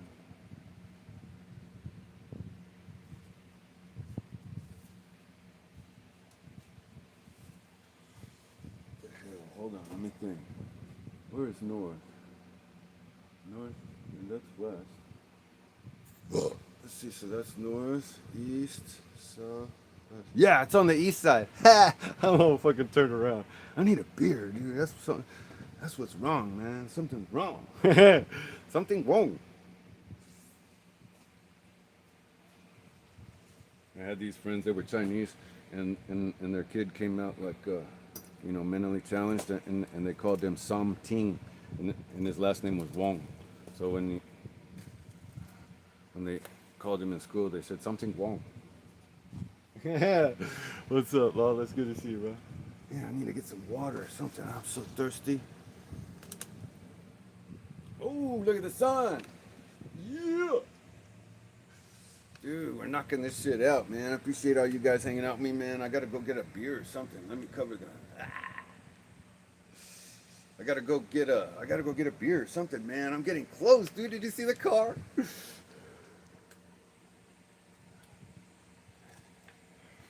We got the Nova Rossi Nova Mega.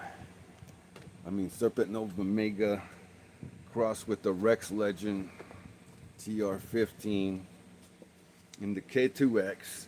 This is the white car. Let's see how it looks with the body on and the engine. Ooh, man, that's gonna look badass. You know what I mean? It looks like it's supposed to go in there. You know what I mean?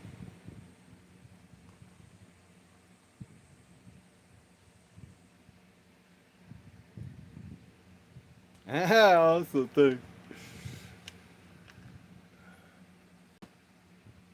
Yeah, it looks good. What do y'all think about this camera placement, man? I'm not too sure about this thing, man. I changed the camera over here so you could get like a little better view. Ah, it's beautiful. Thank you, brother. Yeah, because I wanted you to have like a bird's eye view of like, me assembling the clutch and the engine and stuff so you could see, as opposed to being like way back there over my shoulder and you can't really see anything, But at least like this, you could kind of see, I think. But anyway, man, this thing's together. Look at that. Oh, man, it's gorgeous, dude. I want to fire this thing up. Hey, yes. Oh, God, I'm getting excited, dude. Where's my exhaust?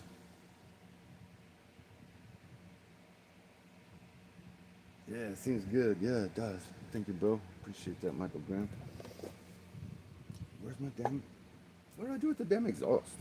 Anybody see my exhaust? What the hell? It was right there. Yeah. See, this is what I'm talking about. When I get too much crap on my desk, I can't find stuff. Then it pisses me off. I get too much shit on my desk.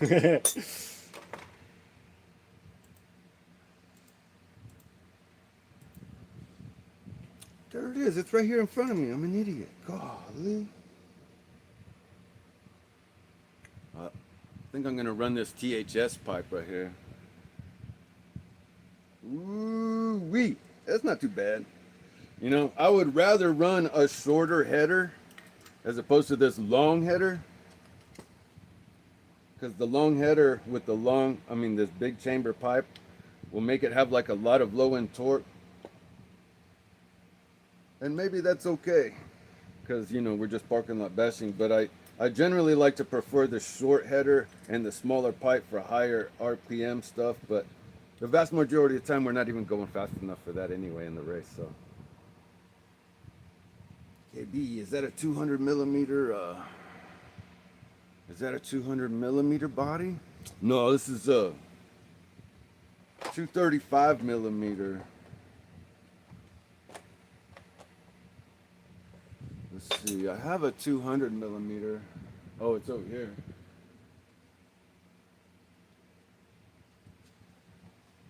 This is a 200 millimeter over here. Not that you can see that.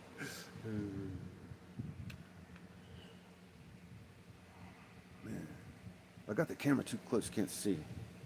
But anyway, this is a 200 millimeter. And the 200 millimeter is very similar. It's just not as wide, and the wheelbase isn't as long.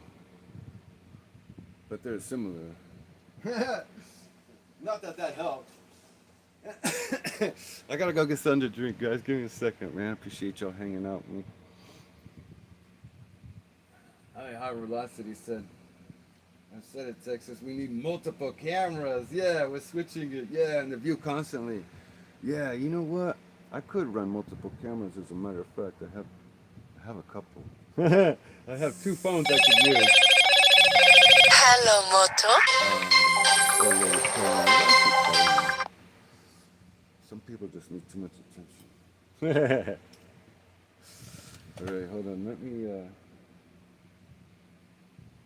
Yeah, exactly. That would be cool. Yeah, I could put another camera up there, like behind me. I could use my other phone. And then I could just use the computer to read the chat and stuff. And then we'd be live streaming from both cameras, and then you could actually switch between whichever one you wanted, but you would have to go to my channel and switch because I wouldn't have a switcher. I know KGM and Chef Beardsley, they do that. We'll have to figure out how to do all that stuff, man. They got it, what do you call it? A switching system or something like that.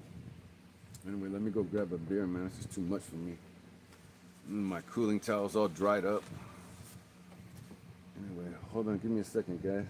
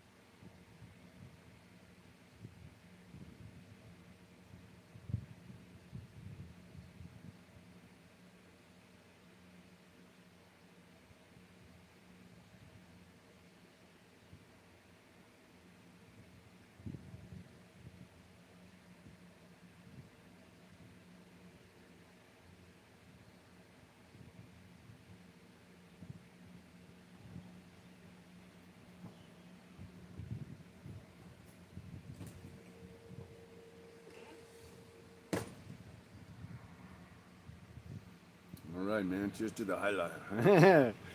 Cheers to the Nitro Gang, man. Cheers to all you guys, man. Thanks for hanging out. Oh, it's good. Oh my God. All you gotta do is put a whole bunch of lime in there.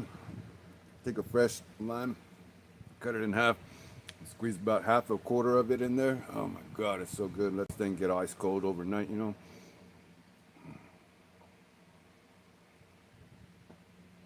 Ah, so good. Oh my God, thank you, Jesus. Amen. That's what I needed.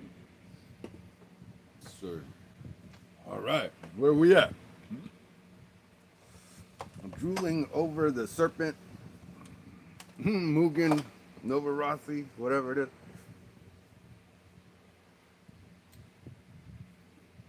You just popped your third one. Oh, hell yeah, bro. This is my first one. I'm trying to take it easy, you know what I'm saying? Because I let my drinking get out of control. And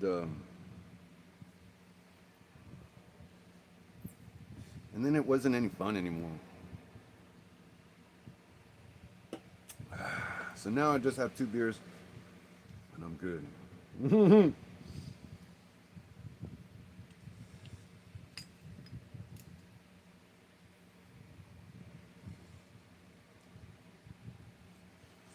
You know, to be honest, I really don't like this pipe. This pipe is better off for like an 18 or something like that. It's too big for like, oh, this is a 15. Okay, cool. I was gonna say, I ran this on the CRF Wasp 12, and it does in the video it looks real skinny, but it's not. It's actually real fat. So here you can see this is the stock OS pipe.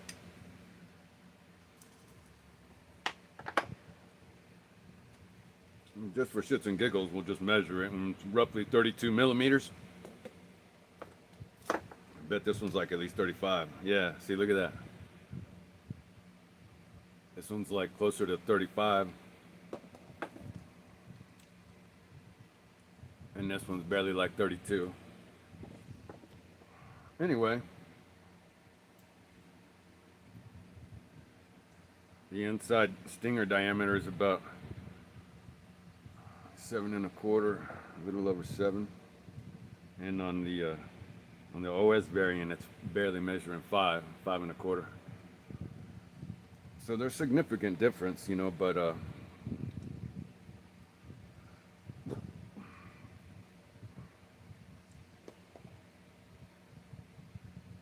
don't know if this is a conical.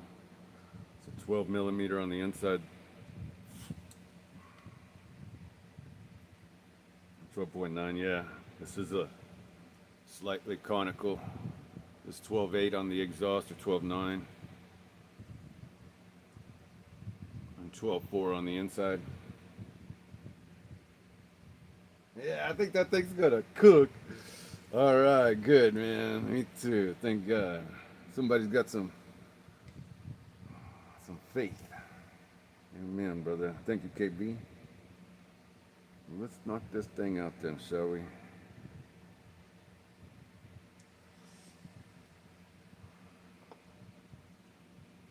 Now all I have to do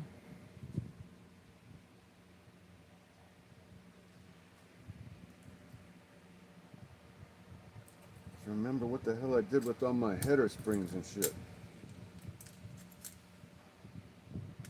What the hell did I do with it? Oh, that's right. I think I destroyed them. I think they got. Oh, there's a couple. Maybe those will work. I was gonna say, I forgot to order more because I kept using them and they kept breaking and wearing out and stuff. And then, oh, I forgot about that. I have another tune pipe in the refrigerator that's freezing right now because what do you call it? It broke. It broke it. Damn, and I need another header spring. This is the one that broke the spring. You can see how it's all chueco. Yeah, so this one is like what was at fault for the header breaking off, and I'll show you that. And I got it in the freezer now. Check this thing out, man. This thing is badass. I've never shown y'all this. This is a little temperature thing. It's got a little tungsten like steel thing right here. And it tells you the temperature. And what you do is you put it on the cooling head. And so then you can see, like when you're in the field, what the temperature is, and it's analog. So you don't ever have to worry about like the batteries wearing out or whatever. You know what I'm saying? This thing is badass. And so when you preheat your engine, you know it's hot enough or whatever, and then you can start it up. Let me go get that tune pipe. Maxwell, what's up, dude? More power. More power. I'm typing in the dark. What's up, dude? That's all good, man. Are we port matching? No, I'm not doing port matching. I was just seeing if this was actually a conical style header. And it appears that it is slightly a conical style header. But for the most part, like I was saying earlier, I like to run the shorter style headers because these long headers give you a lot of low end torque. But what I found is that you have to cater to the motor or the engine. So if the engine makes low end torque, you have to put in a pipe that makes low end torque. Or if it makes mid-range power, you put on a pipe that makes mid-range. Or if it makes high-end power, you put a pipe that makes high-end. And if you don't, the problem is it restricts the engine and it chokes it off. And so you think, so for instance, let's say that this motor or engine made a lot of power up high, but I put on a pipe that made power down low. It's going to restrict it and it's not going to help it. It's not going to make power down low just because you put on a pipe that makes power down low. It's still only going to make power up high, and it's going to end up restricting the top end, and it's counterproductive essentially. So you have to basically match your pipe and your header to the style of engine or the timing, whatever, so that it'll run proficiently and, with a lot of power, for instance, you know what I mean? Man, this fucking spring is dead. No, this is not good, son. Not good at all. Look at that shit, it's just loose, flopping around in the wind. That's not good. Son of a... Beep, beep, beep, beep, beep, beep, beep.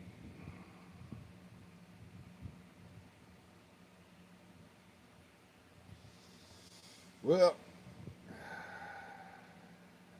I forgot to order more springs.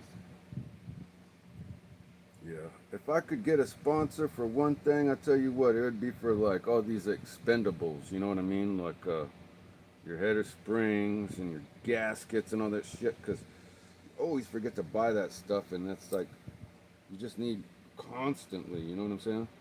This is just constantly wearing out. This sucks. Maybe if it'll create more tension. You know what I'm saying? If I twist it. Either way, it's not good. Regardless, that's all I've got. So I'm gonna try and make it work. Now I've got to find a header gasket. What the hell, man? See, that's what I'm talking about. I'm out of all my shit. That one's too big. Where is it? Yeah. Damn, it's too big.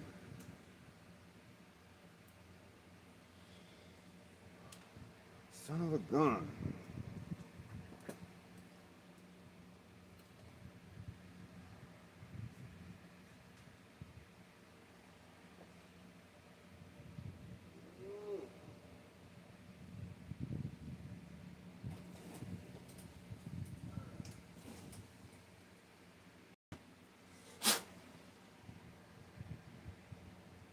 Damn, and I ran out of my RTV. And this is the only one I've got?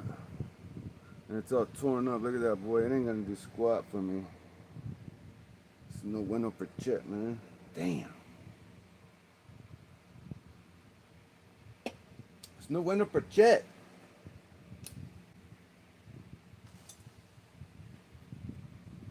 What the hell?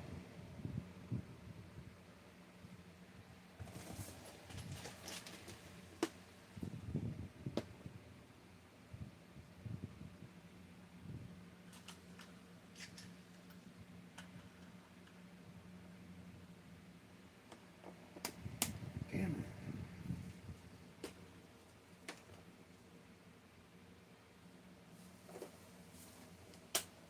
Damn, I forgot to buy more gaskets and springs and stuff. Ugh, that makes me mad as hell, man. I can't believe this shit. How many parts do I have and I can't find a freaking gasket? That's what I'm talking about, man. I got 50 million freaking parts, and the one part I need I don't have. Seriously? How does that happen?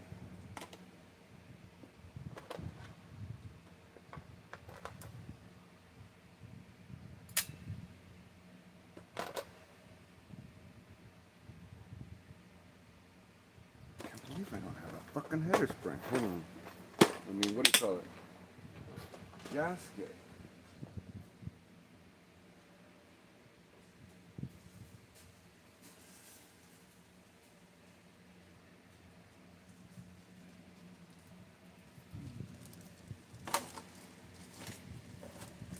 Yum, yum, yum, yum, yum.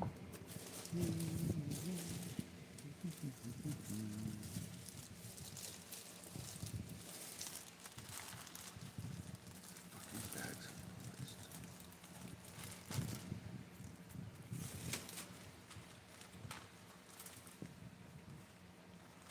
Ta-da!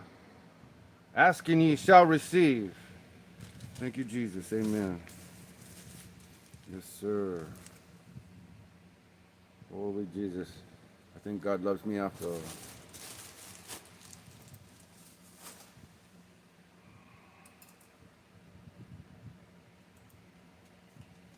Hey, True Alert fan, what's up? Thank you for joining us on the chat, man. Just, thank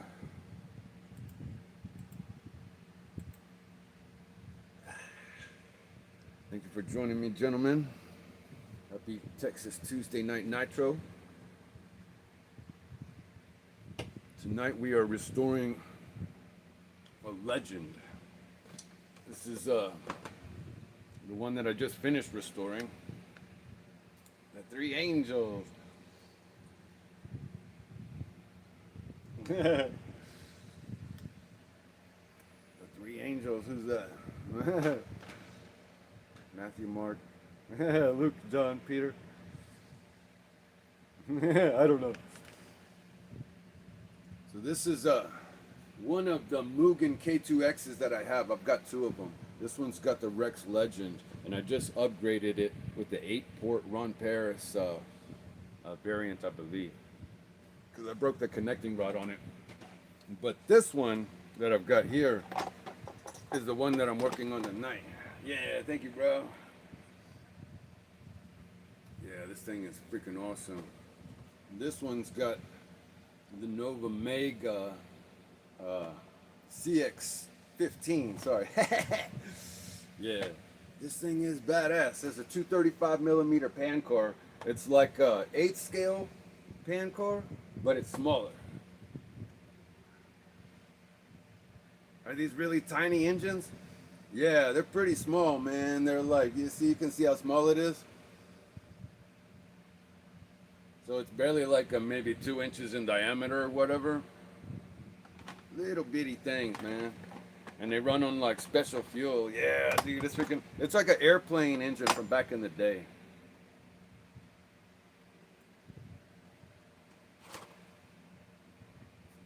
And this is a vintage RC car from like, when was it? 1998, I believe, to 2001. So it's every bit of 20 something years old. Ah, really? You normally work with, yeah, lawnmower engines. That's sick. That's awesome, bro.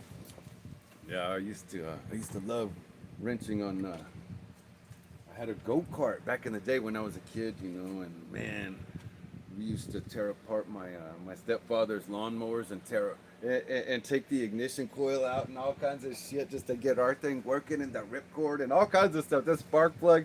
He'd go out there to try and mow the lawn, and we'd have that damn lawnmower in pieces. He'd be so pissed off. We'd have to take the parts back off our go-kart to get his shit working. I remember one time he went and bought this brand new freaking lawnmower. Yeah, it was a brand new lawnmower. It was green, and he was so proud of it because it had this like cogs on the front, and it like made the front wheels spin, so you didn't have to push it. It like went by itself. And like, yeah, we took that shit apart, dude. My brother and I. Oh god, it was hilarious, dude. We stole all the parts off of it to make our go-kart work. Yeah, the guy hated us, man. Whoops. Right. Yeah, so I was just working on. Come on, man, that damn tripod. Sorry, I didn't tighten it down enough. About the size of a miniature alcohol bottle. Yeah, exactly.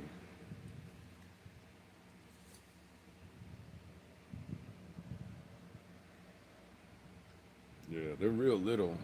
You can see it's like, you know, size of my finger. Just about.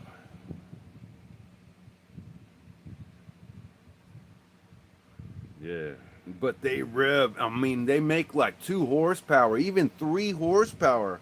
Like, there's a little bit bigger ones like this one, for instance, and you can see how much bigger it is. But yeah, they make massive horsepower. They run on nitromethane, like what you see the top fuel dragsters run on, where they shoot the flames out the headers and stuff. Yeah, they run on that shit. It's expensive fuel too, boy, I tell you what. $50 a gallon. Yeah, that's my type of RC. Yeah, that's tiny. I know it, man. I've always wanted one of those.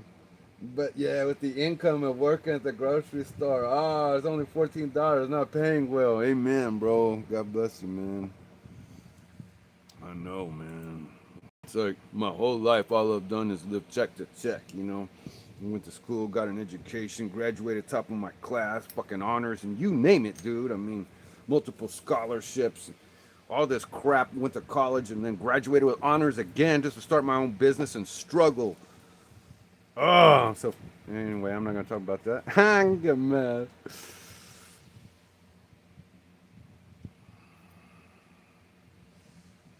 No, not many jobs you can do at 14. Oh, no worries, man.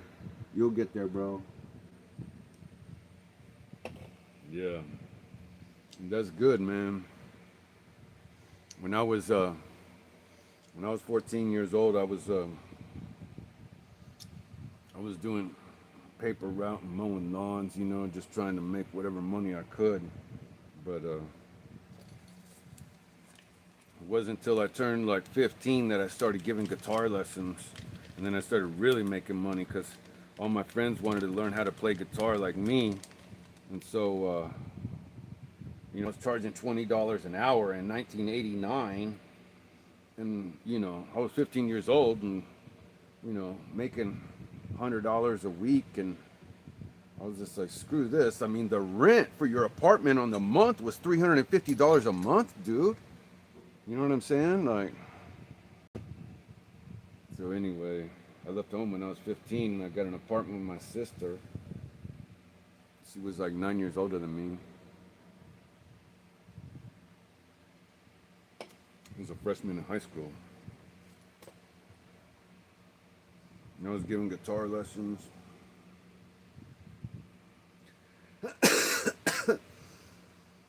Got sick of my parents telling me what to do. My stepdad, most of all. My mother, she was a pain in the ass too, but my stepdad was a prick. That guy, he was like extremely like physically abusive, And oh man, I should have put the damn spring on first. Shit, before I mounted in there. Yeah, my stepfather, he was real like physically abusive and would like love to beat me and come after me with the belt and come running down the stairs and charging after me and shit. I told that dude when I was like 15, dude. I told him, man, I was like, you're lucky I can't find the number for Child Protective Services because your ass would be in jail right now. Hey, God. Yeah, he turned all pale white and stopped running after me. And he had the belt in his hands. He was all cursing and everything, telling how he was going to have to beat me like his dog. He had a retarded dog when he was a kid. He was like, yeah, I have to beat you like that dog and everything. I was like, dude, you don't have to fucking beat me, man. All you have to do is just tell me one time and I'll stop. Like, you have to be a fucking dick.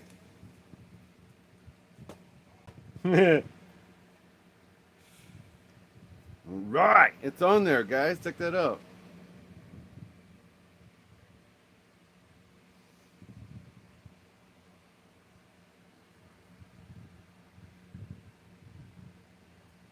Doesn't look too bad. I wish I had some more springs for this thing, though. Because this shit is loose, dude. Look. This is like not going to do damn thing. Damn.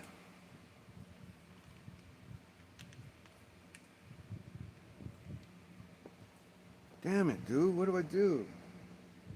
HPI 7, what's up? Damn, Maxwell. At 14, you bought your first one. And True Alert said, one time when I was 12, I was talking to an old, I was taking my old lawnmower to my grandpa, and he said that he could then gather a crowd around me because I knew how to fully disassemble an engine. Oh, hell yeah, dude.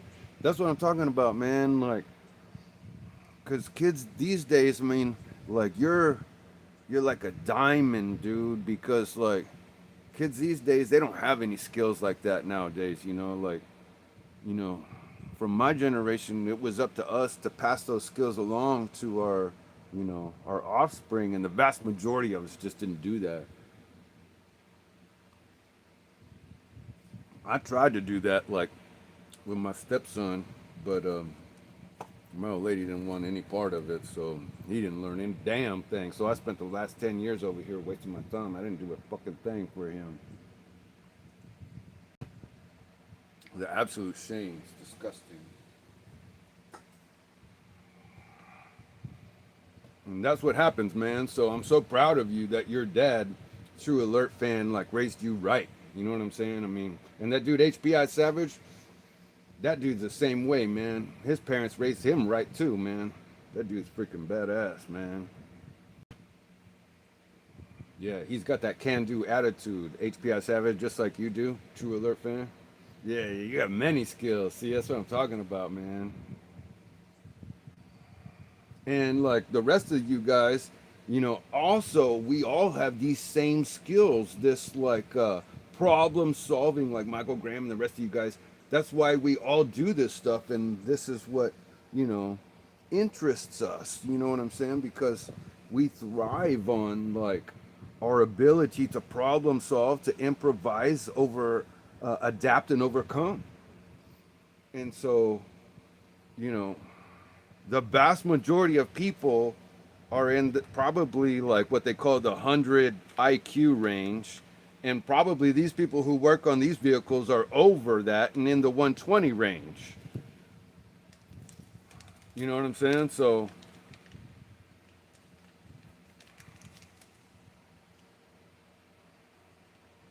it's not like just everybody can do this. You know what I'm saying? You have to be mechanically inclined. And it has to like do something to you, so to speak, you know? Like it's, you know, it spurs something inside that makes you like feel passionate about it, you know? And that's what it does for me, and I'm sure it does that for all you guys, man. That's why you're all here, you know. You all are I mean, we're all the exact same, you know. We all feel the same. We're like, you know, we're passionate about engineering and design and development and the perseverance of continually like developing, you know, and innovating new, you know, solutions to problems. 20-year-old plus car, you know. That doesn't matter. Because we're constantly, you know, wrenching on them and stuff. Yeah, exactly. It does take skills to develop, skills in or experience in RC. I've known how to wire a fire alarm system. Oh wow! Since you were 4. Oh wow! Yeah, I've always had the skills for electrical and engineering. That's so badass. Yeah, we all like a challenge. Exactly, man. I'm good at tearing shit up. Exactly, dude. Exactly. And that's what like my mom noticed about my brother and I when we were kids. Because it didn't matter what it was. It could be the alarm clock or whatever. We would tear that mother apart. You know what I'm saying? To figure out how it worked inside, you know? And there was analog back in the day, so it flipped the numbers over and you could or whatever, you know what I'm saying? Like we were fascinated by that, you know? And it's a different type of person, you know, because a lot of people, they don't even look at it that way, but you know, the scientific analytical people do. You know, they're trying to figure out, they're fascinated by it and they want to figure out how it works and they want to be able to take it apart, put it back together, so now they know and they can build it themselves if they wanted to.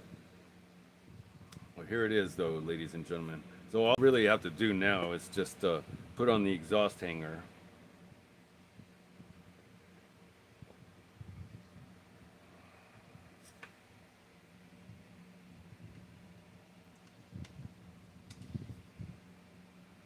Yeah, True Alert fan, bro. You have to, that's so cool. I'm glad you're here, man. Because, you know, I can tell your parents raised you right, man. Your dad taught you all the skills and stuff, man. It's freaking awesome, man. Yeah. Most people, when they start out with the radio controlled vehicle, they'll start out with electrics. And so I would definitely recommend that. But, you know, since you have so many skills already, you might even be okay with the nitro because, you know, you've got access to like online, for instance, like us, you know, and you could, you know, see exactly how everything's done, so to speak. And once you basically see how it's done, you know how to do it, you know, and you can do it yourself.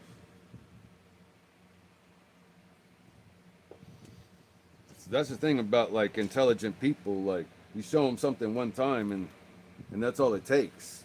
You know what I'm saying?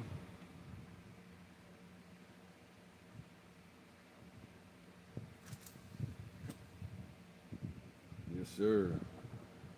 Yes, sir. True alert fan. God bless you, man. Yeah, and your family, yeah. Your dad and mom for raising you right, man. Because that's what's wrong with you know, our society nowadays. Like the vast majority of people, they don't raise their children right, and so, you know, they grow up, you know, delusional, and they have no skills or whatever, and no ethics, and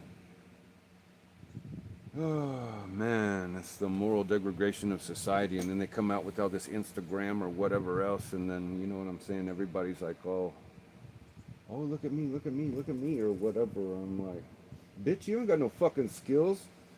You're trying to sit there and like think like I'm gonna be impressed because you're fucking good looking.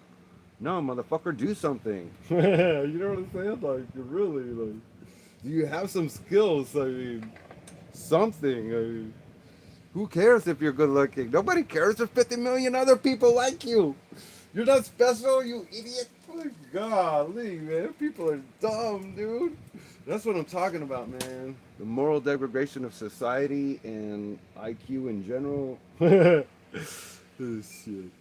Doesn't matter. Your skills are what matter. How much you know, how much you can contribute to society. Anyway, man, let me ramble on. Woo, doggy. Well, get me started. Man, this car's looking good. All I really need are those little springs right there, and then my fuel lines. Oh, that's right. I was going to turn this thing here my little fuel inlet and run my line over there. Man, I need to get this sucker started. I want to get it started. I also have an Instagram and a TikTok, but for radio control. Yeah. And not me. Yeah. Yeah, exactly. Like those people, like I mean, I've never been on Instagram or TikTok or whatever, you know what I'm saying? But from my point of view, it looks like it's just like women and they're pointing the camera at themselves and they're trying to like look at me, you know what I'm saying? I'm so beautiful or whatever. I'm like, I don't fucking care. Sorry. I had a beer to drink. I'm sorry, man. I shouldn't be speaking like that.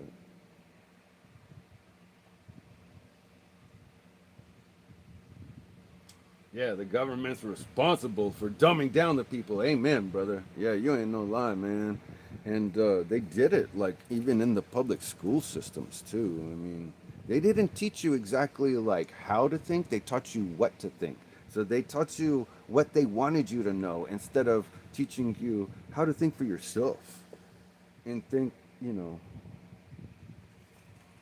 from a third person point of view, so to speak. You know what I'm saying? So you're not seeing something from somebody else's point of view and they try to like manipulate you.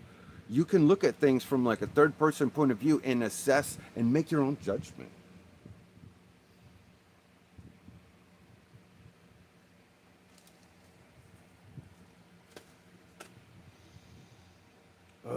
Yeah, I really don't like that about the public school system. But anyway. Yeah.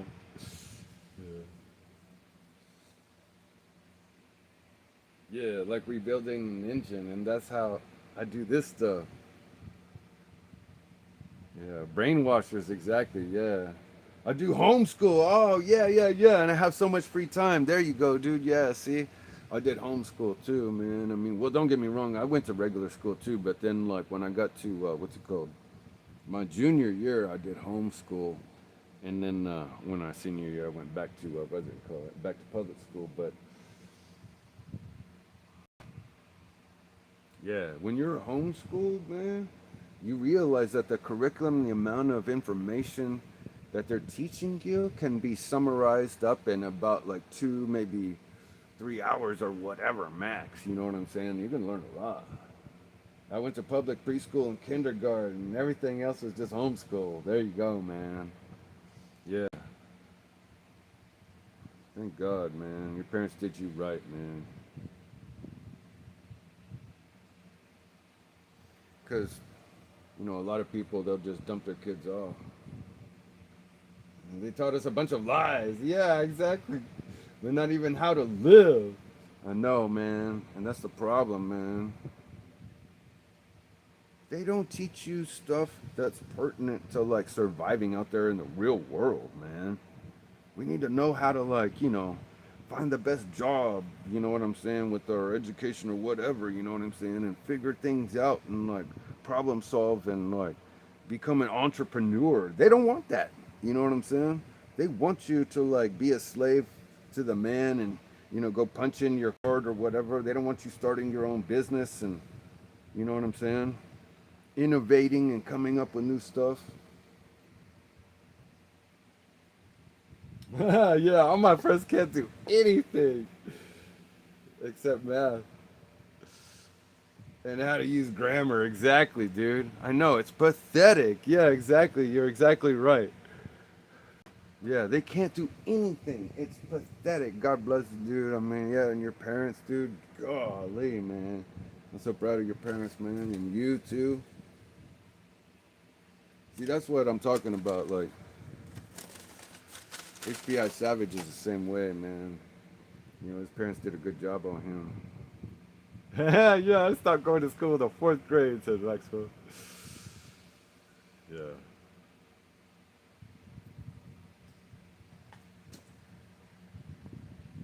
They'll brainwash you in there, man. And then, after you get out of school, they brainwash you on the TV and they make you, they try and convince you that, like, all the stuff that they're saying on TV is true. It's such a lie, dude. All the news and all this stuff, I mean, it's all fake, you know what I'm saying? Like, because somebody has a political agenda and they're gonna like skew the truth to make you believe something else that's not true. And it's so devious. You know what I'm saying? To like inject a small amount of truth, so to speak, and then the rest is falsehoods. You know what I'm saying? And it's slanderous to get you to believe a certain way, so to speak. It's all bullshit.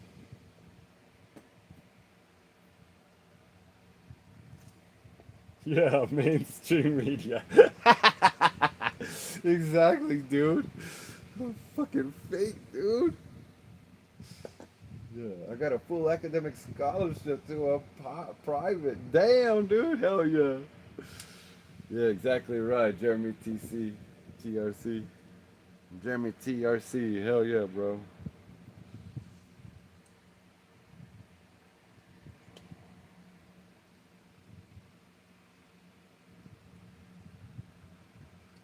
I'm just trying to bend this wire so I can get it back up in here a little better.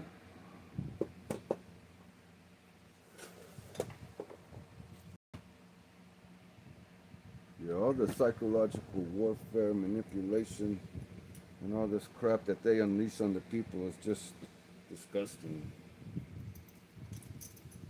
And then they put they put stuff in the water and on TV, and they brainwash you just left and right. You know what I'm saying?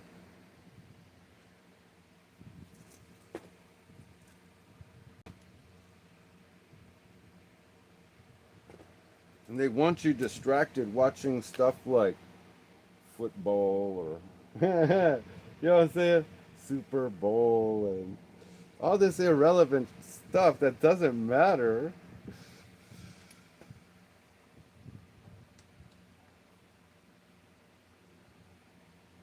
And you got to wonder why would they come up with all these fake holidays and all this other stuff and try and get you to believe something that's not true. And then they make all these like patriotic songs and everything. I like living, standing up instead of laying down, yeah.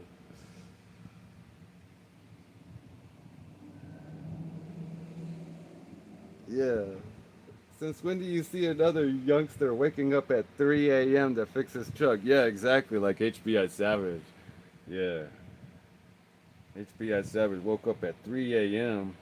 so he could get a head start on the day to get out there and start, like, putting on, new intake and heads and all this stuff on his truck and rebuild it with the AFM delete kit. It's basically just like doing a new heads and cam install on his truck. I went over there and helped him, did a live stream, but I didn't do much. He already knew how to do everything. And so he already had most of it done by the time I got there.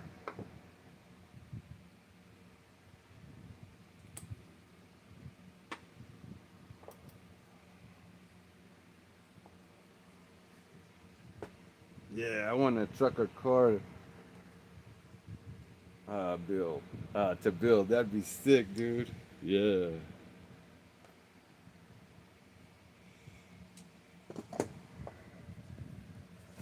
And I'm sure you'll get there before long, Bubba. Because with your skills, it's only a matter of time before you get everything that you want. And that's becoming more and more rare by today's standards.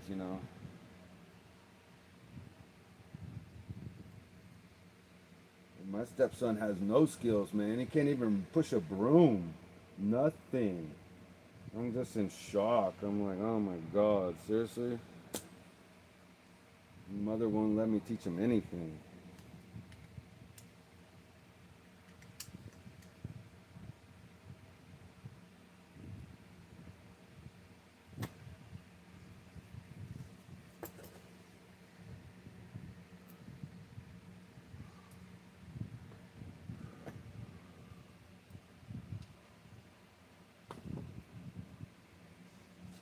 And I mean, you can see what I'm doing now, just bending a wire the exhaust hanger.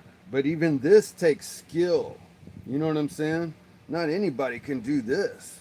I mean, you have to be able to see exactly where it needs to go and how to bend it and where to bend it. And I mean, you know, I take it all for granted that, oh yeah, just, you know, it seems like no big deal or whatever. But, you know, it's actually a big deal to some people because there's no way they could do this. You know what I mean?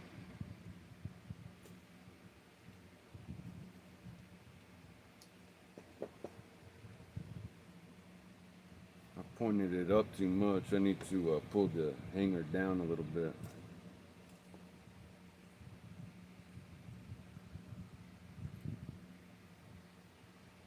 Yeah, so there's too much of an angle there, so I have to bring it down a little.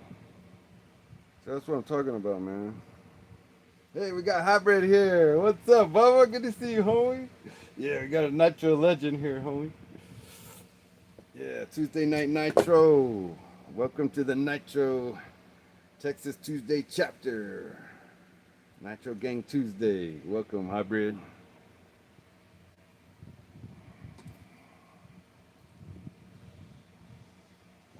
Special shout out to Hybrid for creating the NITROGANG. It's a wonderful community.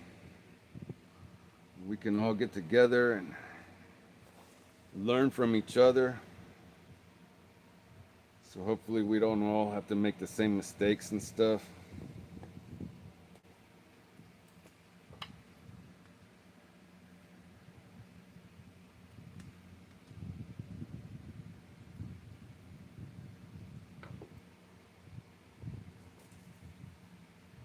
Trying to make sure. This is a lot more difficult than it would seem. Wonderful. Get this thing out of there. All right. Yeah, thank you for joining us on the stream, Hybrid. Texas Tuesday NITROGANG chapter. So what's going on here? I just rebuilt the engine and put on a new clutch. This is the engine that I got from Nitro Pimp. It was TR15 and I upgraded it. So this was the engine here, the TR15, and I upgraded it with the Nova Mega CX15. And so it had an upgraded crank and the carburetor. But anyway, I went ahead and just used the block from the Nova Mega unit and the crank because it was turbo modified. And Pimp had supplied the new piston and sleeve because it had been repinched by EV Mods. So it's in like new condition. So this is essentially a Nova Mega with the TR15 internals. And this would have come on like the, what do you call it? Like the Serpent Impulse or Impact or something like that. I'm not sure. But it was Ron Paris modified, unless I'm mistaken, because it's got 8 ports instead of 3 ports. So anyway. Oh wait, that's the other one that I put in that car over there. So this is the other one. This is the one from Nitro Pimp. So this one's only a 3 port and the other one's an 8 port. So anyway, I just put on this brand new clutch. This is the V1 RRR clutch. And it's a Cyntax style.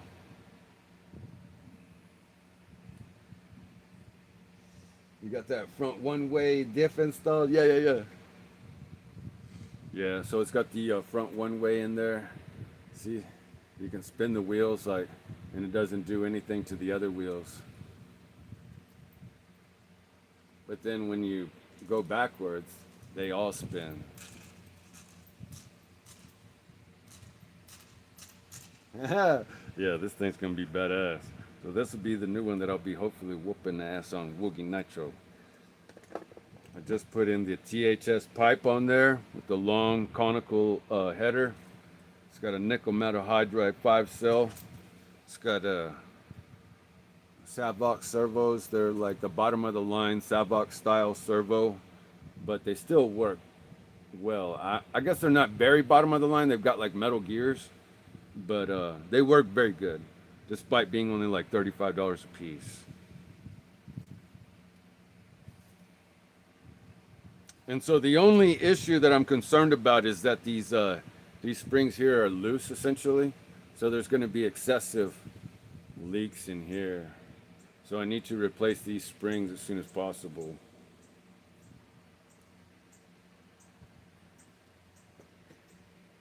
See you, HBO Savage.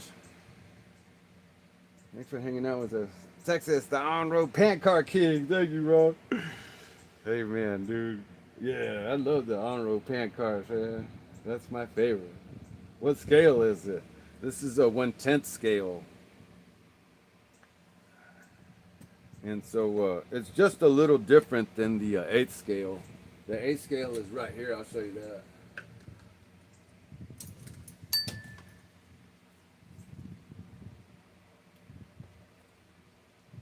So here is the 8th scale. Oh, you can't see it, shit. No. My camera's too close for once. Not that you can tell the difference. I mean, they look identical on the camera. At the 8th scale, it's just a little bit longer.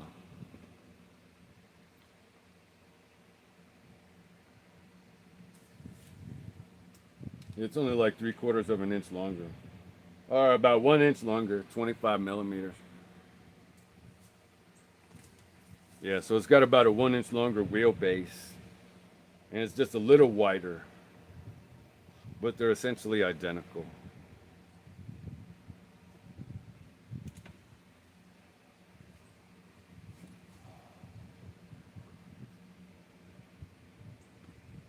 How much does a nitro engine go for? Well, they generally go for like $100 or more.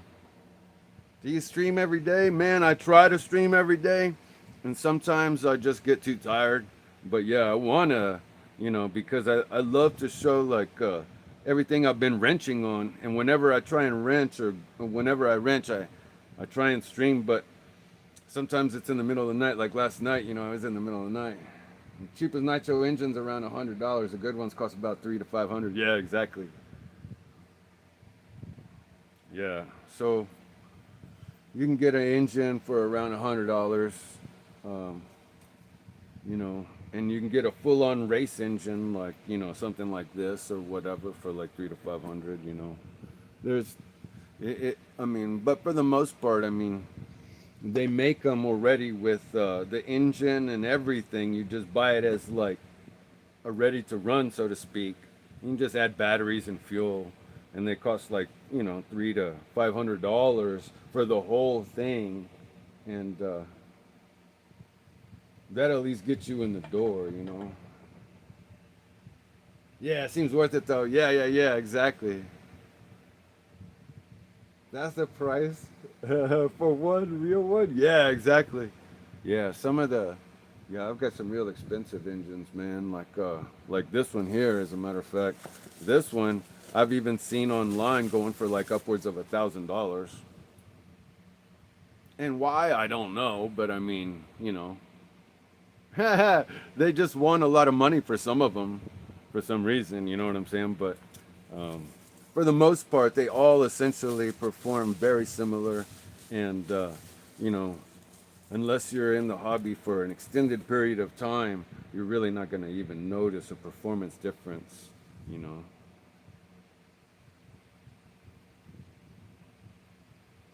Yeah, $120 for an engine is still good overall. Yeah, exactly.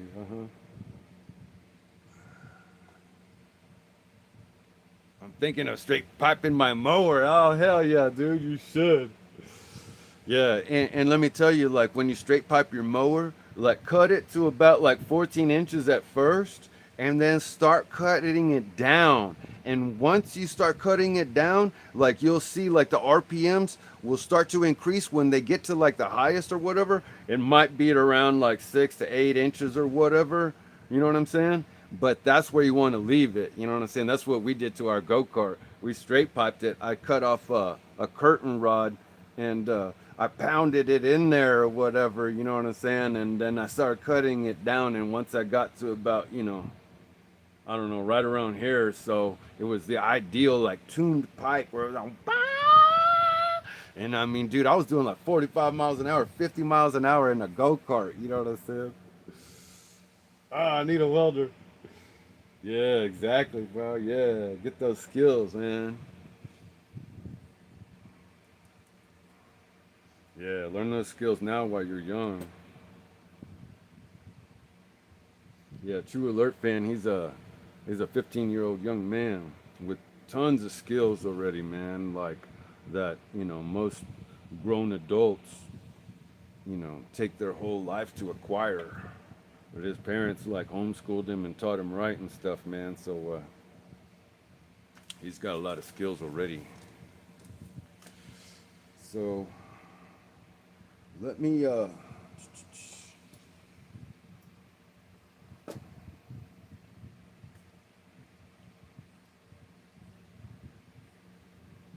me try and turn this thing around. I can't get a socket on here. I need my open end wrench.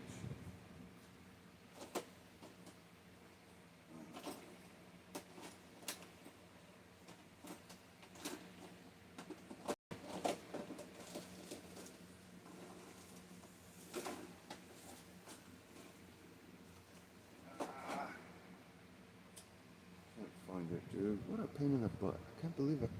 I hate it when I move my tools. Oh, here they are. Here they are. I hate it when I move my tools around and then I can't find it. Oh, that makes me mad.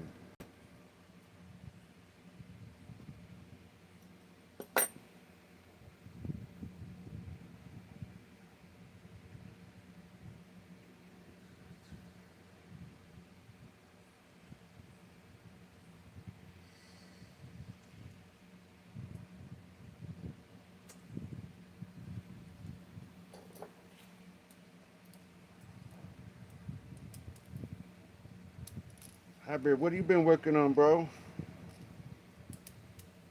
I know you're always working on something. Come on, man. I'm trying to... The header spring's in the way and I can't rotate that little, the little fuel nipple around. Damn, not that you can see that.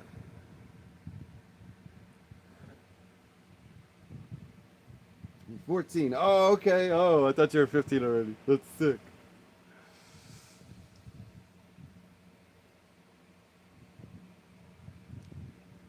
You just got a flood, what? A flood water alert?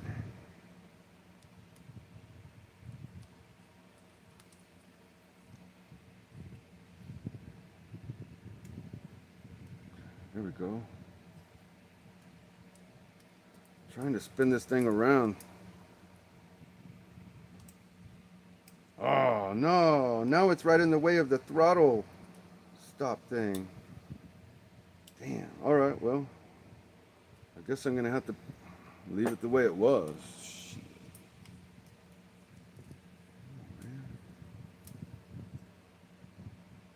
So I guess the fuel line's going to have to come around the side or the back. Because there's not room for me to put it in there, and that's normally where it's at.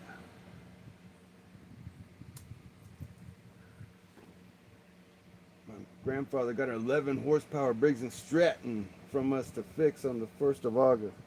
Oh, that's cool.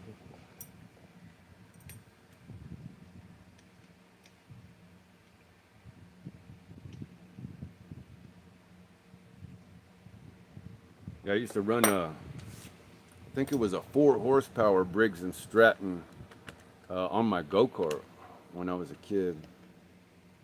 And they didn't even have a governor on it back then. Oh wait, no, that was a Tecumseh, and then we got a Briggs & Stratton. So anyway, this is looking good. I just need to swap out this fuel line, bring the fuel line around here, and then connect it there.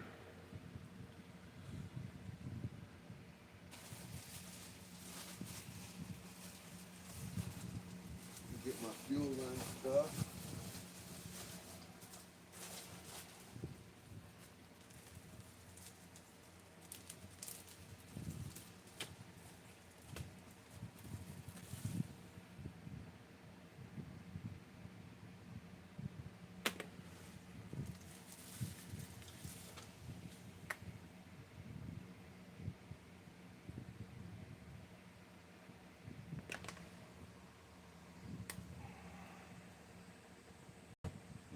Nice and dirty.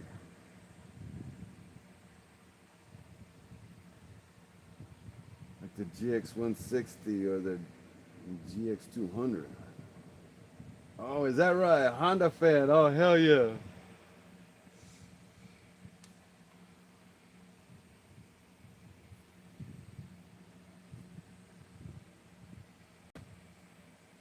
I'll just take that there.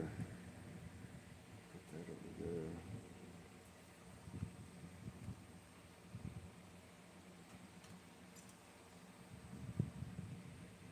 Oh, wait a minute. Gotta fit this under the body. Man, this body is really tight too.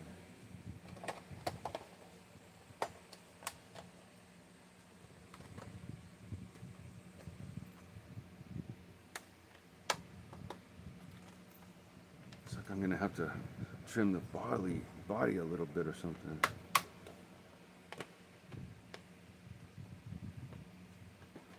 I'm just trying to make sure that my hoses don't get in the way because the body rides so low. My fuel lines and stuff don't get in the way because it's a really low profile body. I really have to fix it too. This hole's not big enough now. The cooling head's too big. See, I have to fix all this, how it's all busted up. Yeah, I gotta fix that thing. It's getting long in the tooth, as Hybrid likes to say.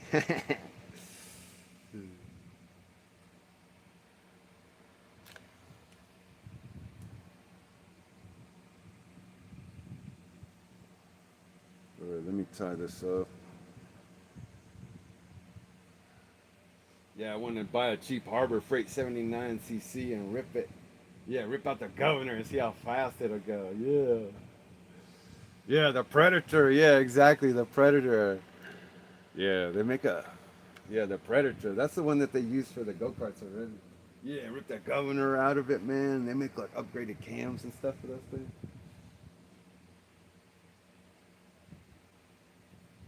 Yeah, this is that guy, Redbeard Garage. He does a bunch of that stuff, man. Cars and cameras. I love watching all those guys, man. Yeah, build all those go-karts and shit, man. I used to love doing that, but I never had a welder as a kid, you know? So I never really got that deep into it, you know, but I was fabricating, but just whatever I could, you know? Damn, I gotta get a beer. Give me a second, guys. Hold on.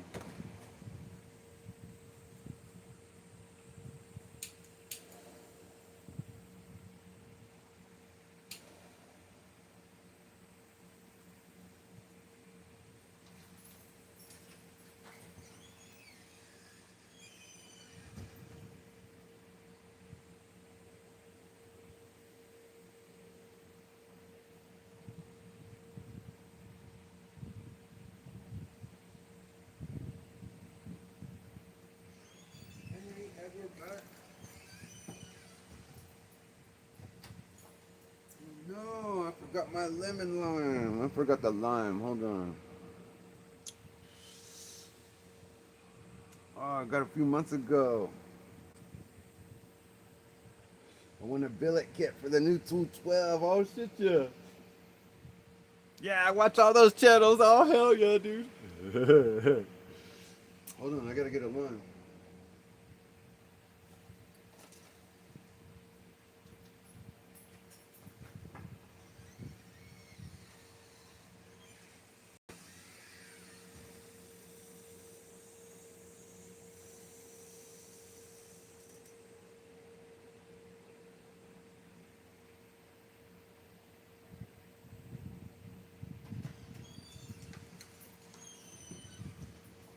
Right, take beer two. Take beer two.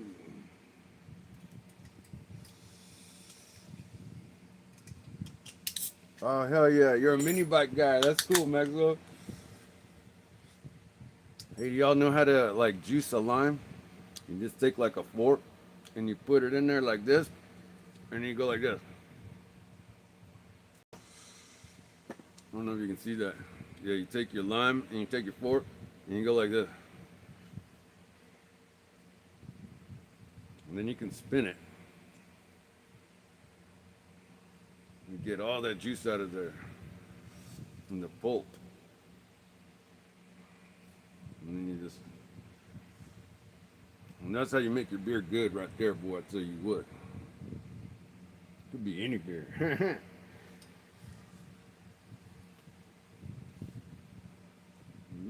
Yeah, nice lime tip. Thank you. My buddy was a chef. And I lived with him for like a year or two while he was in school, the school of Cordon Bleu.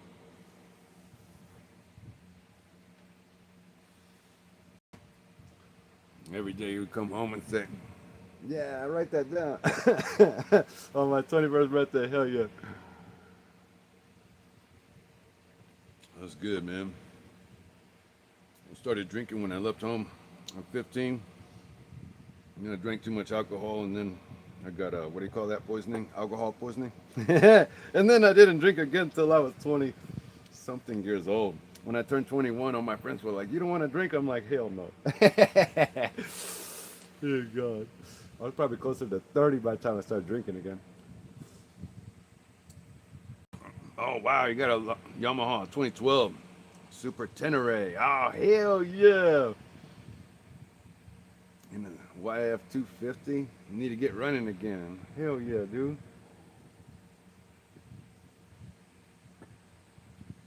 That's what I'm talking about, bro.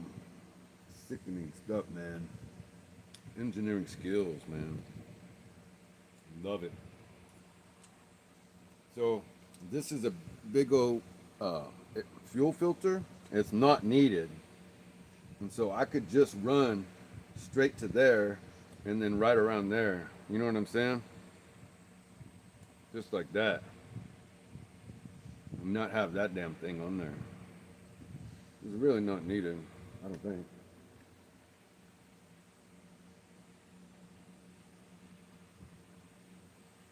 I don't know. I'm pretty sure it's got a stone filter in there. I think I can see a little stone filter there. You think I should run it or not? Oh, your daily driver's a Hayabusa? Come on, Maxwell. Excuse me. Run it. Okay, cool. I'll run it.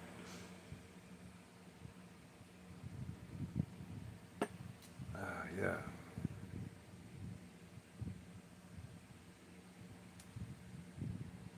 I need to get running again. All right. Where's that? I need to find like what do you call it? That handy wire. I got some handy wire, and I'll just tie this thing up right here like I do on my other vehicles. And it'll just sit there, and then I'll run the wire or the tube over here like that. And that kind of helps it, like holds it out of the way. This will probably have to be cut down a little bit so that it goes in there smooth, and I can turn that so it's all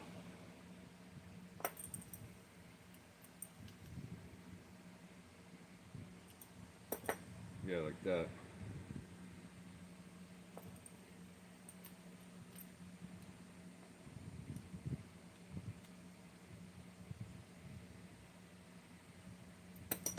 Badass. All right, let me find my handy wire. Oh yeah, so this was the engine I was running, but it basically lost compression or lost mechanical pinch on the top, so I've got to send it off to EB mod. Nah, just run the inline. No, just run the line. Yeah, that's probably better. Cause this is too much bullshit. Let's get this damn thing off of there. Maxwell's probably right. Let's run the damn line. I want to try and eliminate as many variables as I can. Maybe I can run it around that way, huh?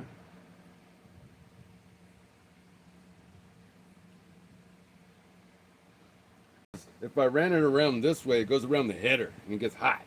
You know what I mean? But I could run it in here like this somehow. Underneath the filter, you know what I mean?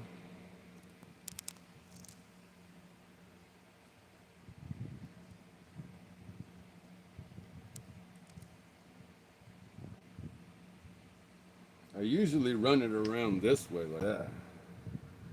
way too long. I don't like that.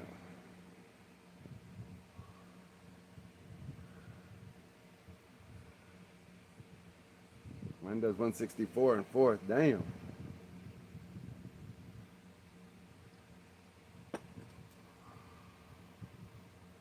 It hits the speed limiter at 212. Son.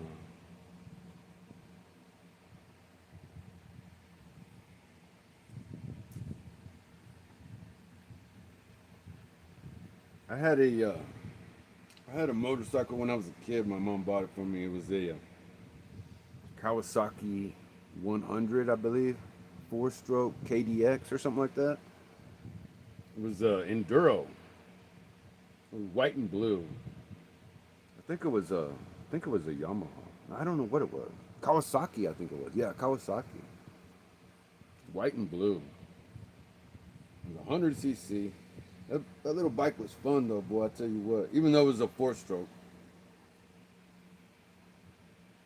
Because it just gave me my freedom, you know what I mean? I could go anywhere on that damn bike. Alright, so I guess I'll cut it there and just put it there, or what? Getting tired of jacking with this damn thing.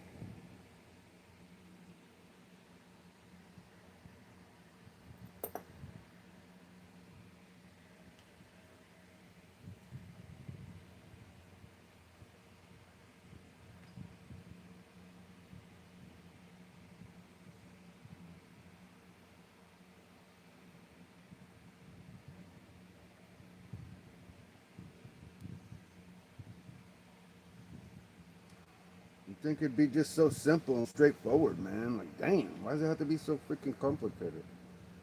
Why do I have to make it complicated? Oh, you like 4-strokes? That's cool.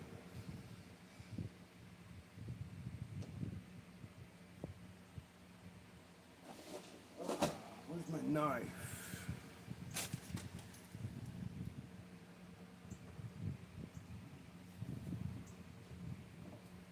Maybe I'll just use the scissors. Where's it gonna go, man? I need it out of the way.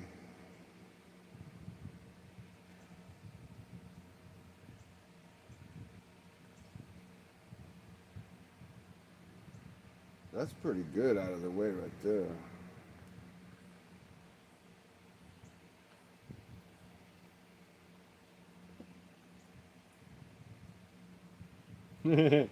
Yeah.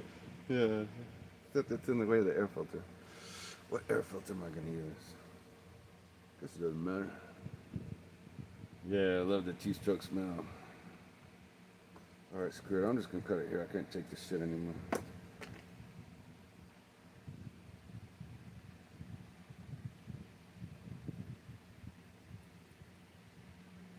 This is a really nice fuel line. It's designed for a 8-scale off-road. So it's super duper thick and it's not gonna get pinched real easy. As opposed to something like this, a real thin line. Well, it's hard to see on camera, but the blue one is just a little bit bigger in the wall thickness, so it provides a little bit more structural rigidity and resistance. It's coming together nicely. Says thank you, Michael Graham.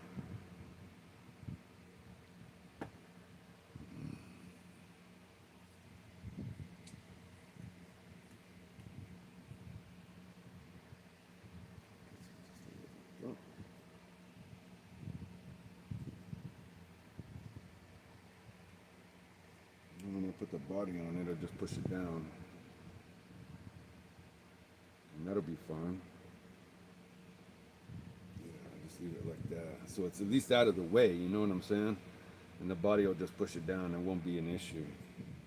And it won't rub on this, or, you know, give me enough room to get my air filter on and off.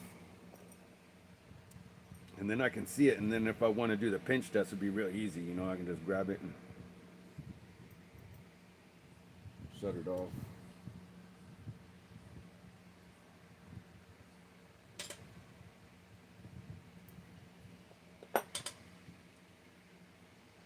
Right, here we go. I've got a ton of different air filters I can choose from, so that's not really an issue. I love air filters. That's like one of my fetishes or whatever.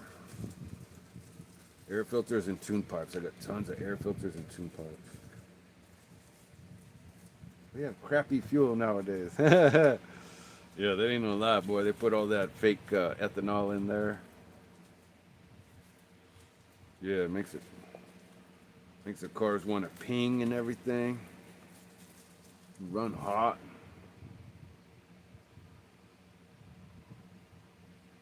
Oh yeah, that's good.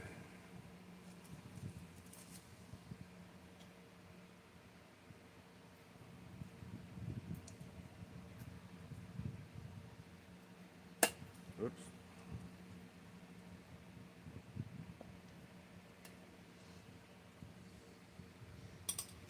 Yeah. They were saying that Chevron with Techron is the only one that has, but it's only if you buy the what do they call it? The top of the line fuel one. It has that Techron stuff in it, and it's designed to dissolve the carbon deposits. And they said that when that shit was developed and invented, it was like 10 cents or whatever for just like a little pill that you would put in the gasoline. But then they took it away because they didn't want everybody to have access to it, and they made a patent for it, and they put it only in the premium fuel from Chevron, so that you had to pay for it. And then they put it in such a small, minute amount that you had to use it every single time, so it would dissolve the carbon deposits in your engine. And it's all just a big scam to get rich off you, man. Hey, we got Texas Aggie. Nah, I didn't get to start it yet. True Alert fan says a few days ago on Saturday, I specifically got my first fishing rod. Oh, hell yeah. And I went out to a little river and cast it out with a leaf as bait because I forgot to get worms. Oh, and then I got stuck on a bush. Don't worry. Did you want to say hi? That's gonna be creepy. Okay, hold on, I'm gonna look on this phone. Hi everybody. My hair's messed up. I was letting my bangs grow out, but You don't have to touch the camera. no. I got my race shirt on. Oh yeah, Phoenix wanted to show off her race shirt. There's nothing on the back of this one. Oh, okay. I thought there was. I think it said Zanwa. Yeah, it just has the logo on the front and the side. And that's it. Bye everybody.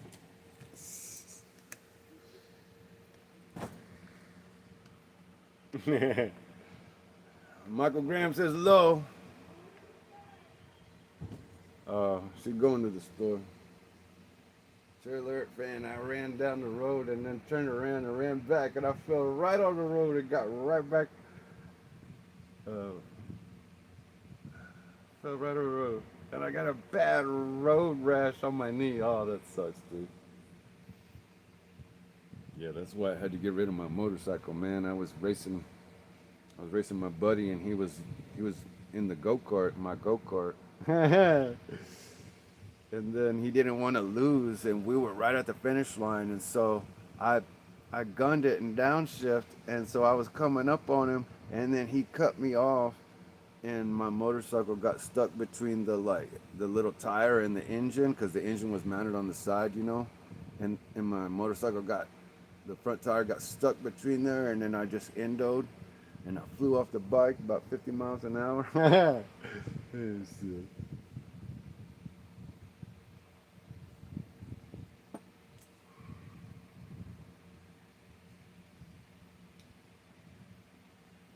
Oh, looks nice. Thank you, bro. And then I got back and my knee was numb.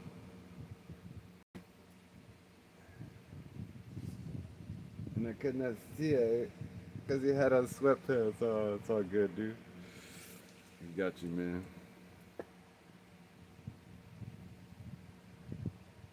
I unstuck it, then it got stuck again. Oh, that's the worst. Yeah, I know what you're saying, man. That road rash. Oh, dude. Yeah, when I fell off the motorcycle, so my buddy was in the go-kart, and then I was in the motorcycle, and I hit him like this from behind, and then the motorcycle went up like this, and then I flew off the motorcycle, and my arms were out like this, and I was, you know, I was trying to brace, you know, and anyway, I could see like, anyway, so when I landed, I went like this, and my leg, on my right leg, got all tore up because I landed on the side, and my pants, I was wearing blue jeans, and the scab had like adhered to my leg and the jeans. And when I got to the hospital and stuff, and they had to like cut all that stuff off, oh my god, like the jeans had already like welded themselves to my leg, and that hurt so bad when they had to peel it off. It was the most excruciating pain. Oh god.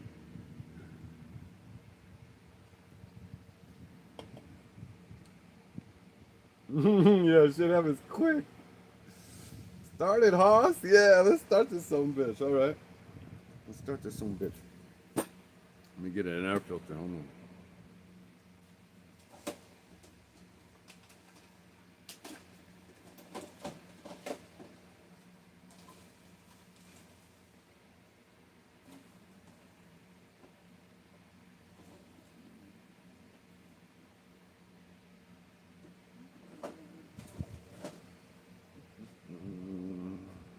Let me put on the, not that I really need an air filter right now, but yeah, I just put it on just for fun. I need this little line, the fuel pump. Let's start this some a bit, shall we? Yeah, stop all the bullshitting. Yeah, let's start this song again.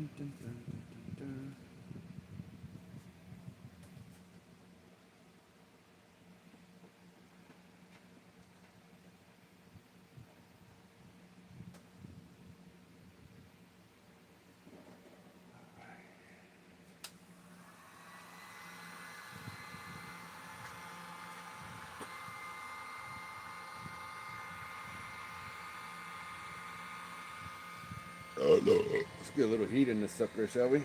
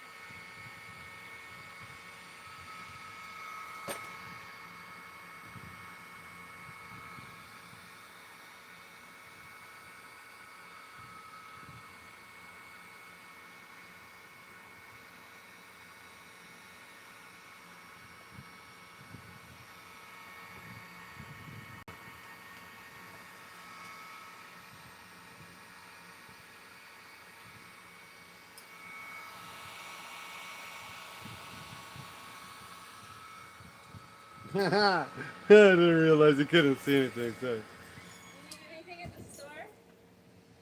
I don't know. Or are you still on? Oh. Well, I don't know. I haven't thought about it. I haven't had a chance to think about it. Sorry. Yeah. I'm Start it. Yeah, let's start it. You starting it? Yeah, let's start it. Please excuse me, everybody. I gained weight. I've been living off regular sugar, and I put like 10 pounds on because my monk fruit was delayed, which the monk fruit is just like regular sugar. And anyway, all this time Joaquin, Texas, whatever. He bought a big old thing of sugar here, and it's gone now. Yes, he ate it all. I ate all of it. Hey, you want to come tell him how you ate all the sugar? Tell him how I ate sugar. sugar. Yeah, tell me how you ate all my So sugar. this is why all this is happening. All this, I got really, anyway. My monk fruit was delayed, and I ate all the sugar that he had in there, so I gained all that weight from that. So I'm not happy, and I don't like the camera right now like this. It's not good. My hair's messed up. Anyway, yeah, there he is. He's getting his stuff. I'd rather you guys look at him. But I thought he made cookies, because normally if he makes cookies, all the sugar goes like in one. It goes like in one setting when he does that, but I don't know.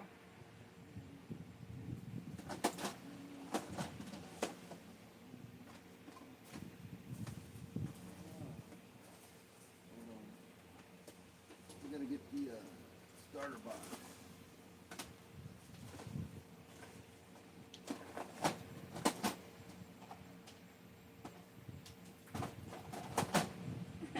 I'm trying to read what that says. Didn't notice. What is he talking about? All the- Yeah, you gaining weight or something? Oh yeah, it's bad. It's really bad. But yeah, I don't know. I'm gonna replace this sugar tonight. Oh, that's what I want to ask you about. You want the brown sugar? Because that sugar was kind of a brown color. It wasn't brown. Well, it That's was- pure cane sugar in the raw. It's not brown. Pure cane sugar and then raw. Well, I don't know if I can find that. My first engine was a Honda. Oh yeah, GCV 160 built from random parts off of eBay. Oh, that's sick. You got Skeeter, so you need to spray.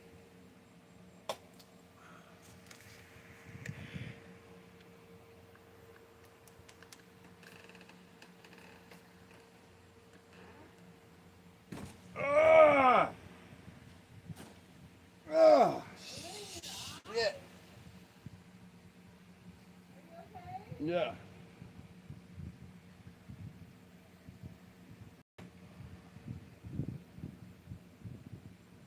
How I build all my. Damn, she sprayed some freaking bug spray shit, and the fan was. She sprayed it on my stomach or whatever, and the fan was blowing right on me, and it went right up into my face and right into my eyes, and it fucking burned.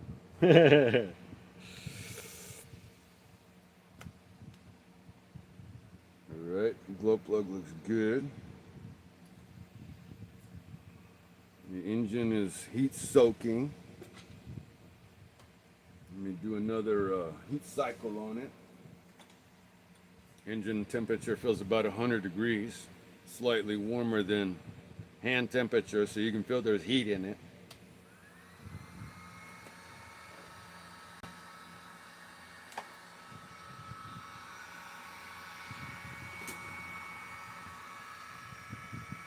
Gentlemen, we're fixing to get this sucker fired up. I don't have it bound to my radio. Oh wait, maybe I do. Oh yeah, I do.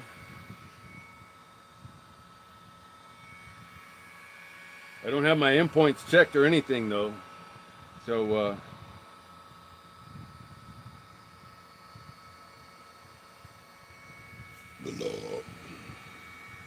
fixing to get this sucker fired up, man. So what you want to do with these little bitty engines, yeah. I'm just throwing an MRX3. Oh hell yeah.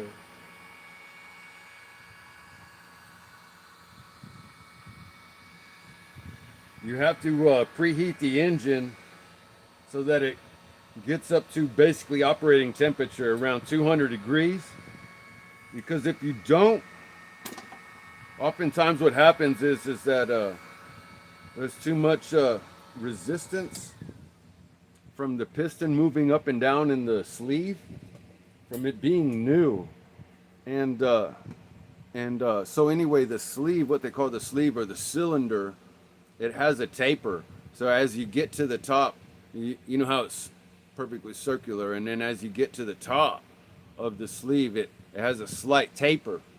And that the piston, as it moves up in the stroke, experiences a slight taper. And the reason you heat it is because after you heat it, the cylinder and the rest of the engine begin to expand just enough so that it reaches operating temperature so that the piston can move up and down without as much resistance, and then eventually they wear in together.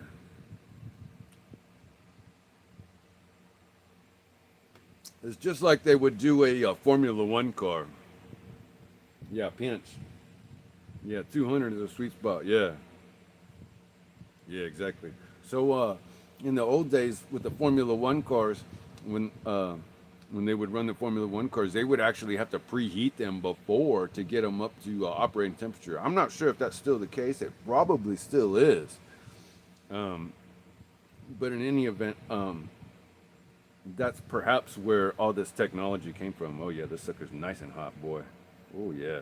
1000, 2, 1000, 3, 1000, 4, 1000, 5, 1000, 6, 1000, 7, 1000, 8, 1000, 9, 1000. Yeah, it's not very uncomfortable to the touch. I mean, you want to let go after about 3 or 4 seconds because it's hot. But I mean, you know, so I know it's close to 200. You know what I'm saying?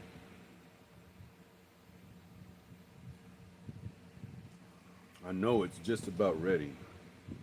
Let me get my batteries ready and my transmitter.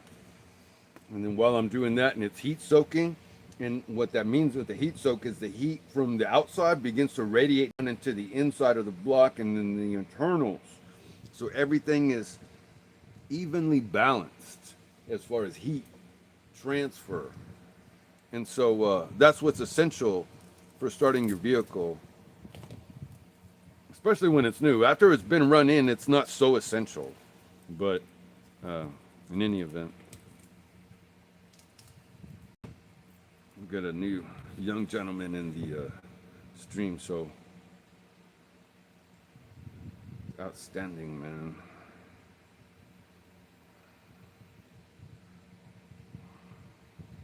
I'm really impressed. I'm a true alert fan.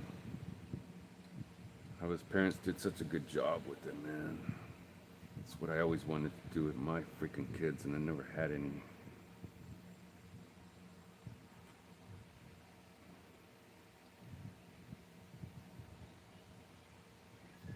Okay, so in this instance, these batteries are running like a series instead of parallel, so it doubles the amount of output. So I'm running a 2S and a 2S. So on one side, I've got to have the positive from the battery, and on the other side, I have to have the negative from the battery. So here's the negative, and here's the negative. Here's the positive, and here's the positive. So now my battery is in series, as opposed to being parallel.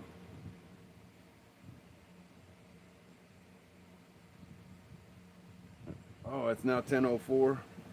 Okay, give me a second, Bubba. I'll get this sucker fired up. I know you gotta go to bed soon, don't worry. Get this sucker fired up, you'll be able to see it.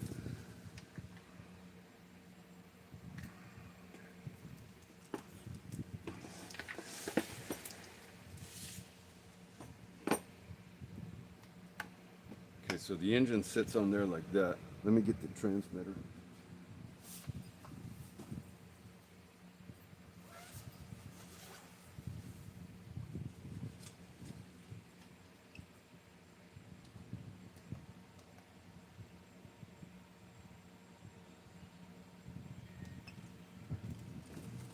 I got the MTX on. I'm sorry for spraying you in the eye. You're not going to want to be in here when I start the vehicle. Do I put that whole bottle of Cataclean in there? Only if the vehicle is like less than a quarter of a tank full and the light has come on.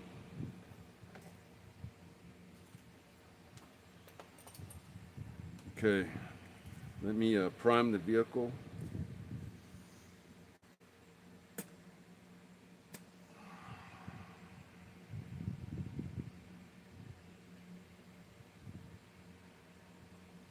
There's got to be fuel in there because it poured out on my hand.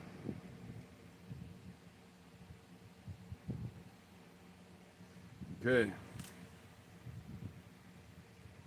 I don't know how fuel can be leaking.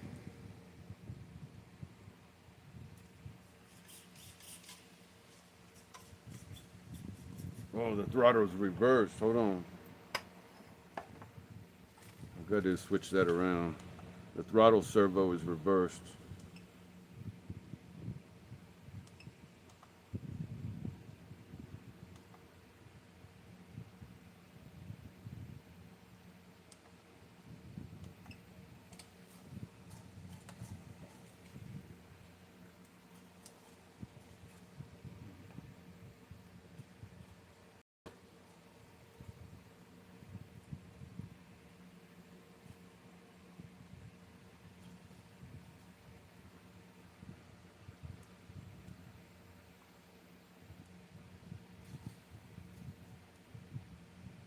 Oh, that's a steering.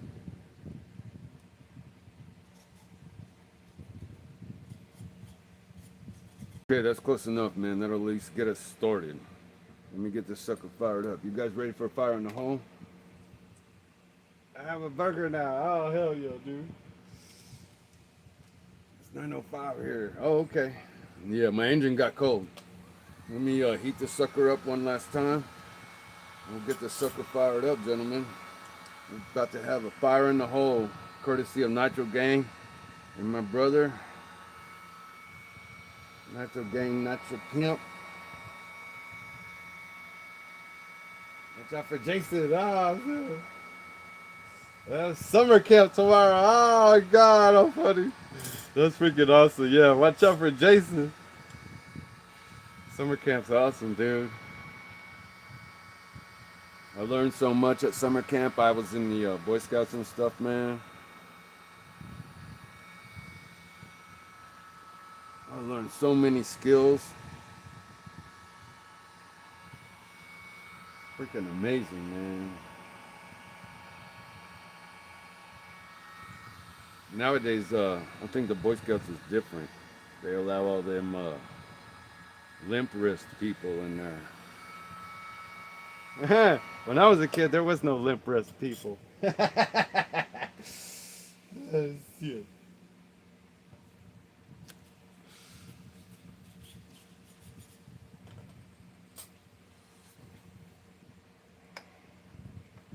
All right, guys, here we go. Yeah, Burning Man. I'm hyped for you, man. Hell yeah. I know, dude. Oh, man. Yeah, I wish I was a kid again, dude. All right, guys, cross your fingers. This shit's about to get real.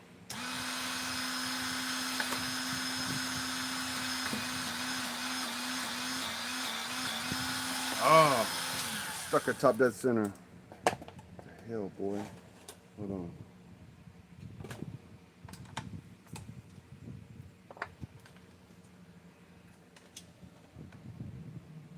Oh my God, this sucker is stuck, son.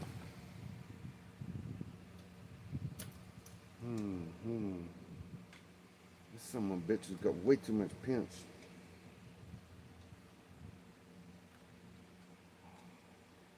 Hot too. No, not my beer. All right, bottoms up. Snooze or lose, baby. All right, the plug is loose. We're at bottom dead center.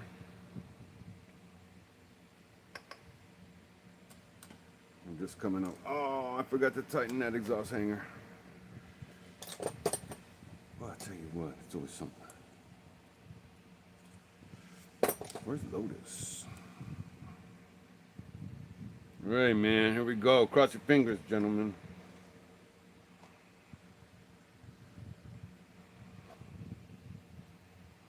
Somebody yell fire in the hole. Let's get this party started, gentlemen. Let's do this. Come on, baby, fire.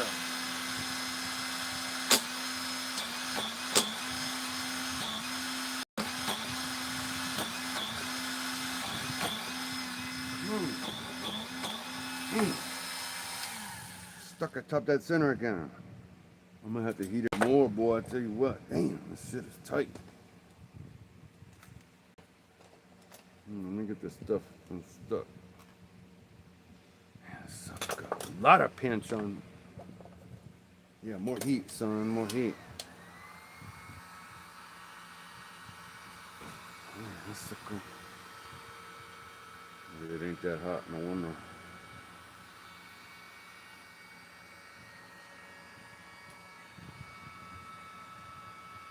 Some like it hot, hot, hot. Yeah. Think of Michael Graham, fire in the hole, baby. Yeah. Let's get this fire, get the party started.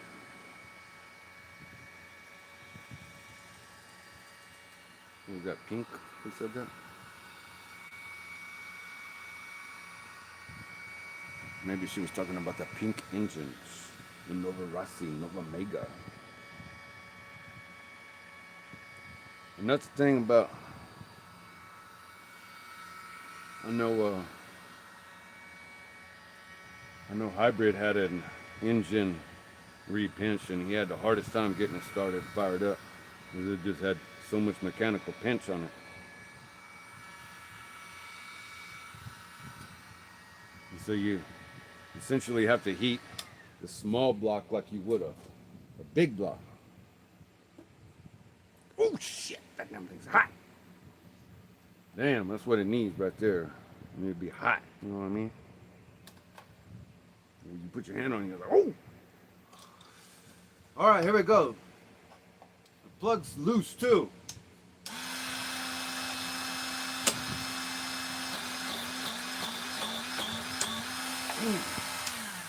Still got fucking stuck, dude.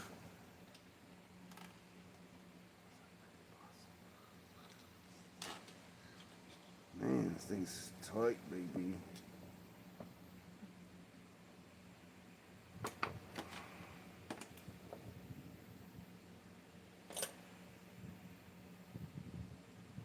Verify the plug is adequately loose. Yep.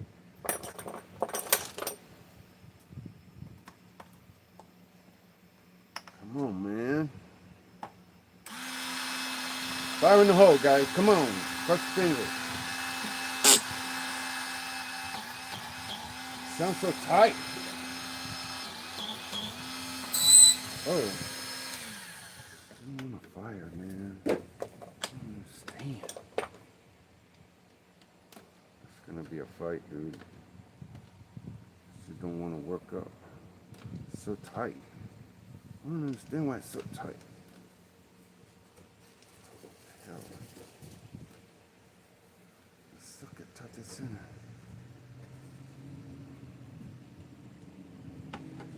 It's still tucking up.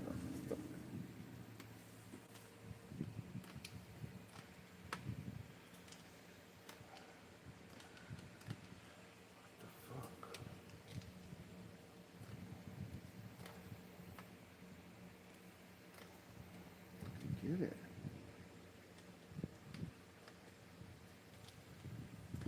Should be free by now. I don't understand what the hell's going on. I should have turned over by now.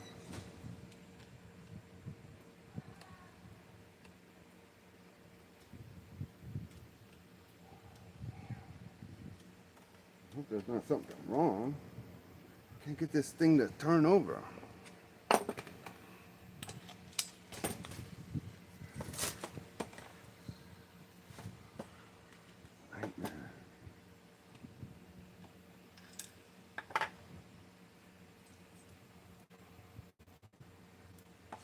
That center. That center. Fucking get it.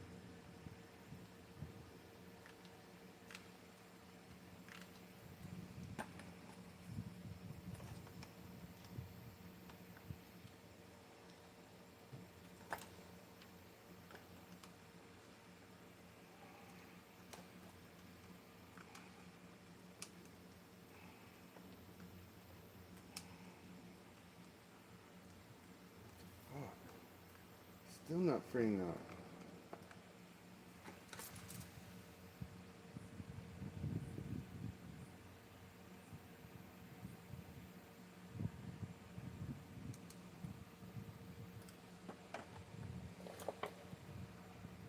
I don't know if the flywheel came loose, dude. What the hell, man?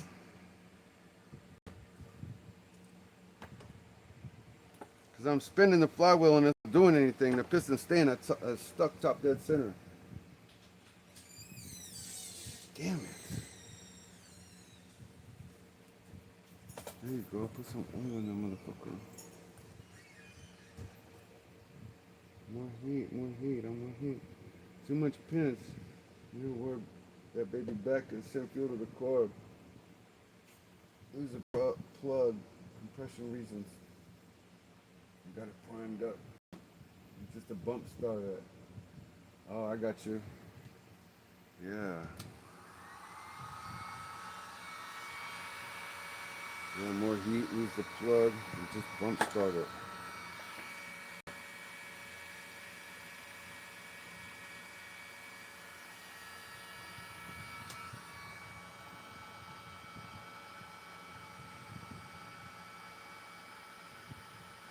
Oil down the hole and warm it up. Yeah, that's what I just did. Thank you.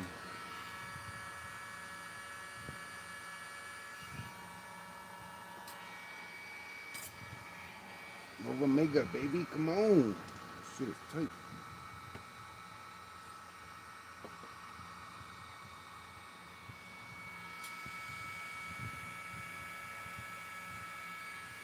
I hope I tightened on that damn flywheel enough. I'm starting to doubt whether or not I did. This is ridiculous.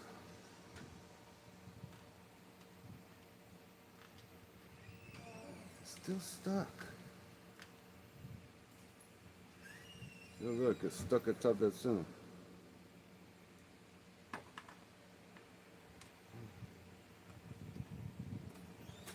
And it's spinning the flywheel, but the piston's not going down.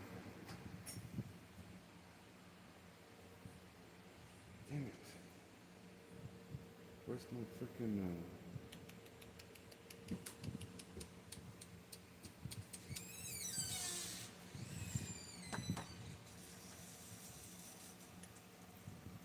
Damn. No bueno for shit, man. I need some help. What the hell do I do?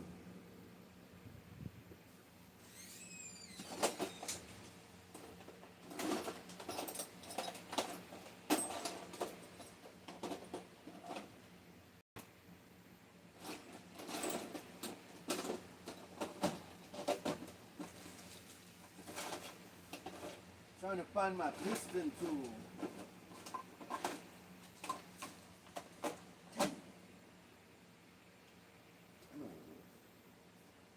Hold on.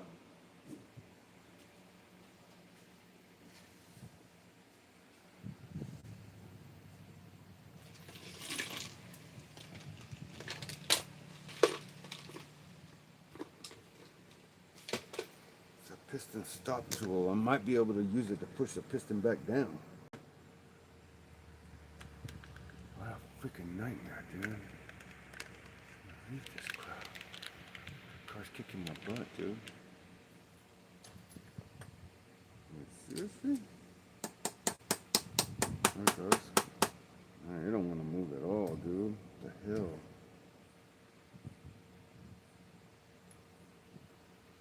Very strange.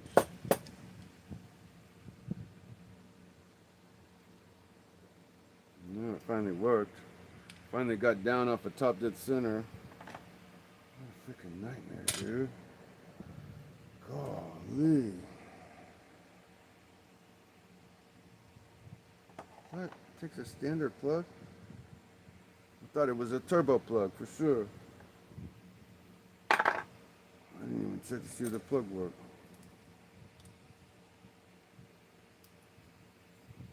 Yeah, plug's working.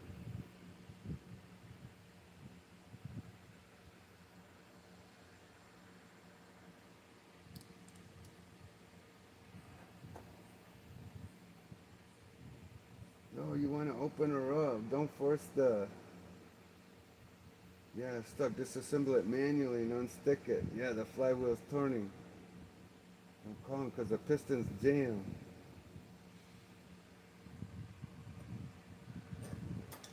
Yeah, don't force the piston down. Oh no, I forgot that freaking screw too. Seriously? so much shit. Yeah, let me, I'm gonna have to open it back up again. Man, what a pain in the ass. I can't even get this thing. I think I'm gonna have to tighten down the, what do you call it? Flywheel. Because it seemed to be slipping on the flywheel when it got stuck at like top dead center. Because when I put it at top dead center like that, it just basically gets stuck.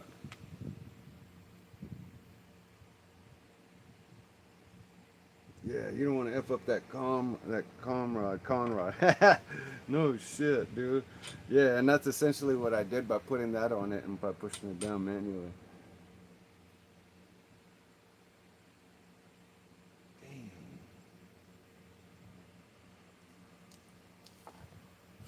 You know what I had to do in a previous situation like this before with the Nova B5R, when it had too much pinch, I would heat it up and I'd let the piston cool when it was at top dead center, and then after it would cool, I'd heat it back up again and then push the piston back down, and then slowly, little by little, that seemed to open it up enough so that when I heated it up, it didn't get stuck on the box.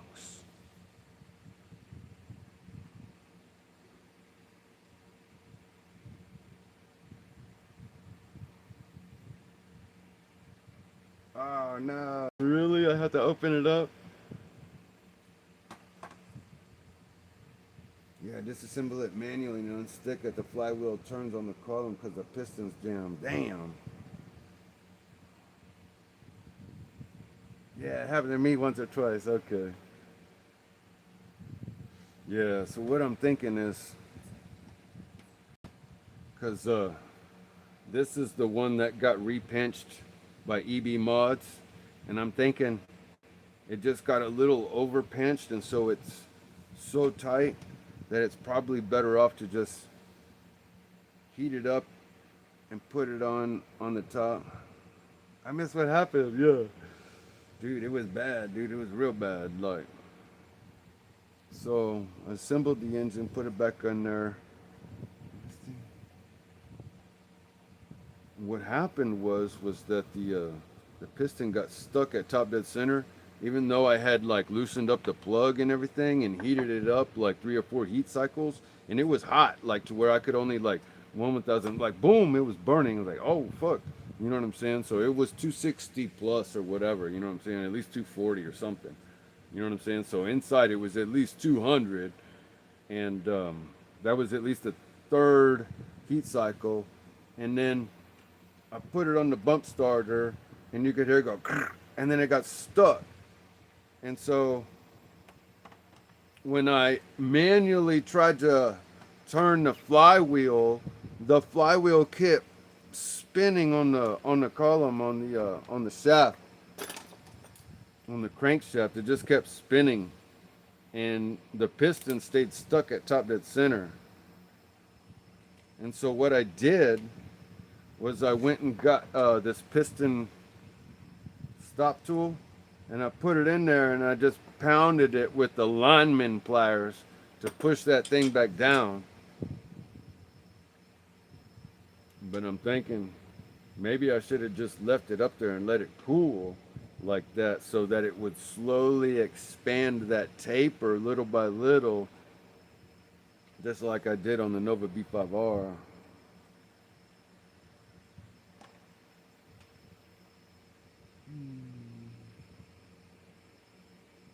Yeah, that wouldn't happen if you step a 212 on that car. Yeah, no, man. Yeah, the Predator 212. You're right, it wouldn't have happened. Damn. Man, I was so anxious to get this thing fired up. So apparently the mechanical pinch that was put on it from EB Mods was just a little bit too much. So he put like a like new pinch on it. And so perhaps in the future, like whenever I get engine service, instead of putting like a like new pinch on it, I'm going to put a race pinch on it. And it's not as much, so you only have to break it in like 1 tank before it's like, you know what I'm saying? Second prices are ridiculous. Only thing I want to check for is the bearings and the pinch and the clearance of all my motors. Better safe than sorry. Yeah, lesson learned. I know, man. Exactly, dude. Yeah, it ain't no lie. Yeah, because these engines are really hard to come by. So you can't really afford to make a mistake, you know? And,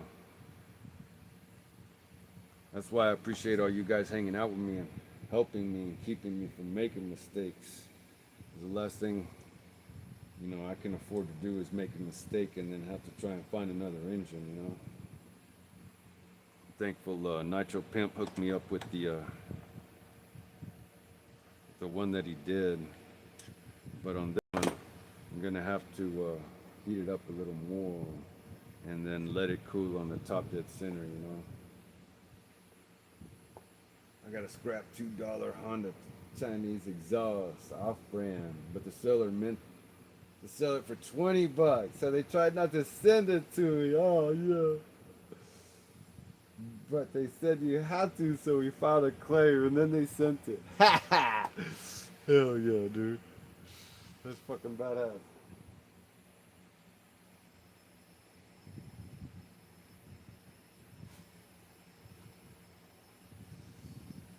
Oh, well, we tried, ladies and gentlemen. Oh, it sounds awesome too. Oh, hell yeah, dude.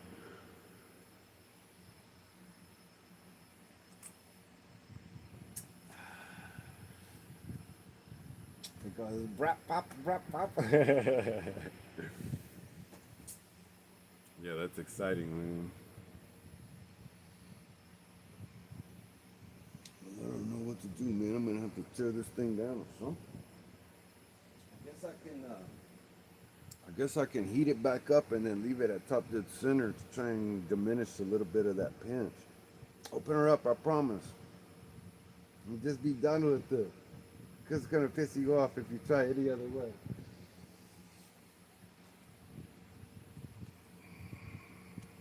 So how should I open it up? Should I take off the back plate or the, yeah, I've got to take off the back plate, right? Or what? Or the cooling head?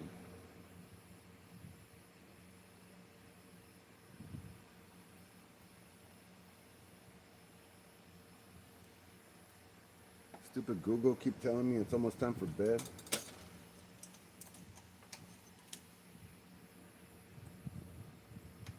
Yeah, I'm gonna go to bed now. Ah, yeah. I appreciate you joining us, True Alert fan. It's good to have you here, man. Good to meet you, man. Look forward to seeing you and having you again on some of our other live streams. Hopefully you'll get a nitro soon. Yeah, you'll be back tomorrow. Cool, man. Yeah, I should be here.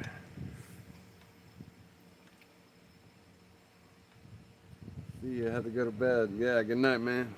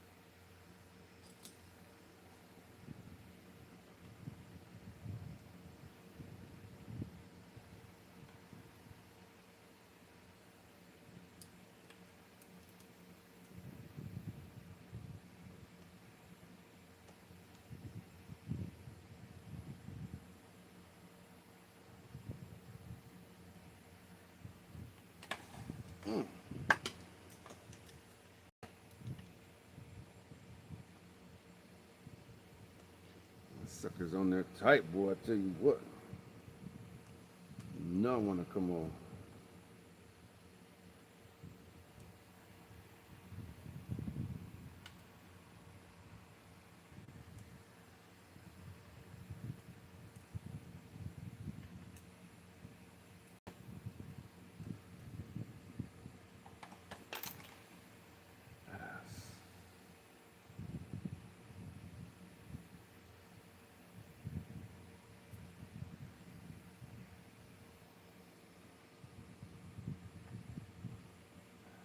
KB says, yeah, I can't wait to see what this TC3 I have can do. It's got a Mugen MRX12 Nova Rossi motor. It screams.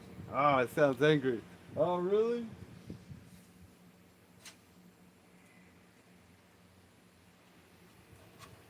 I've got one of those Ninja motors.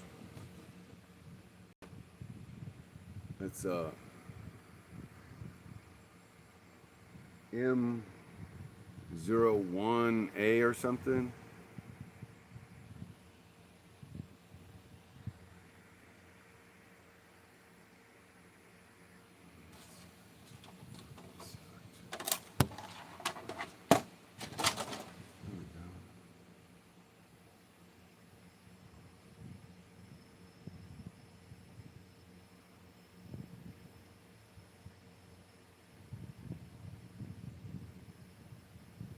So hard to see, can't see shit.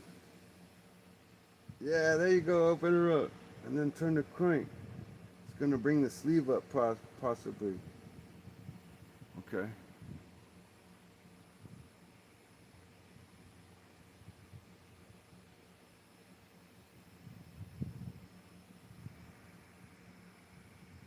Yeah, I got one of those Ninja engines. It's a pretty nice engine, man. It sounds, revs to the moon.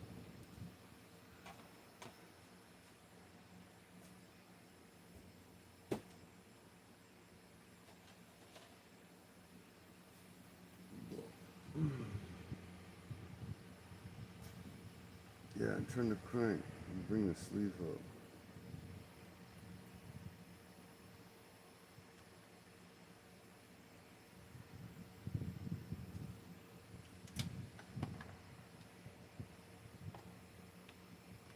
Oh yeah.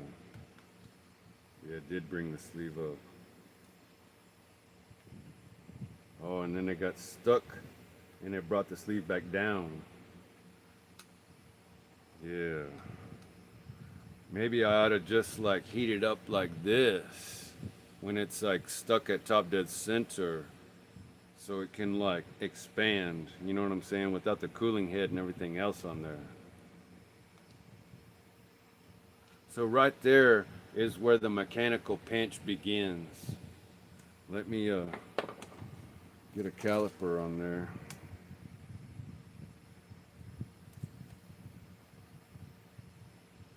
It's right at 5.5 millimeters down. Yeah, now the piston's free. Yeah.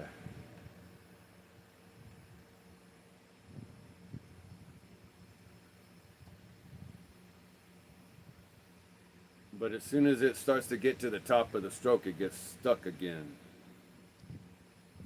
And it's still 5.5 millimeters down, so it's not even to the top of the stroke. So it's got far too much mechanical pinch. And I think what I'm going to do is just leave it, like try and push it all the way up to the top of the stroke, and then, or like heat it up right now and then push it up a little bit more and heat it up, and then leave it there and let it cool down like I did on the Nova. I got a Nova B5R and it had too much mechanical pinch too.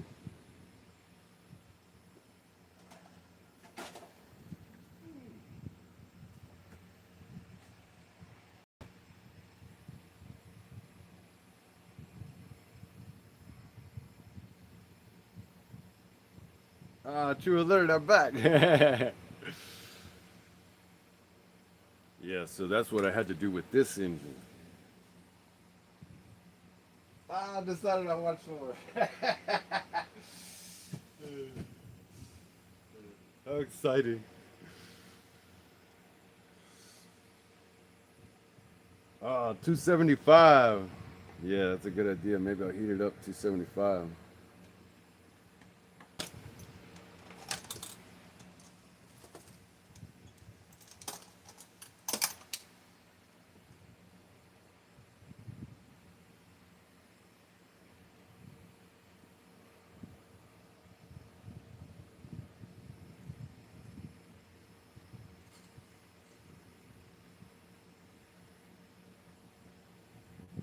Oh yeah, it's got life for sure.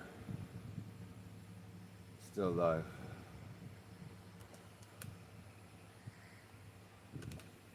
word. We're gonna bring him back from the dead. Oh my God, that was loud.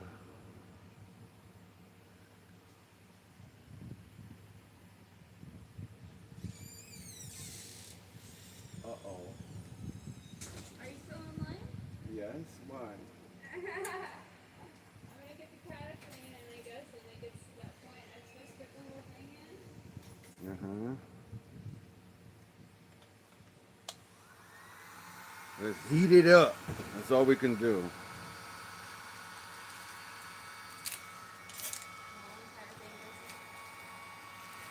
Just one bottle. It's only got a quarter of a tank left, or the engine light came on, the fuel light. Well, read what it says on there. I think it says on there, it tells you. You have to wait till the check engine, or the fuel light comes on or something. And then you drive around for like 20, 30 minutes or something.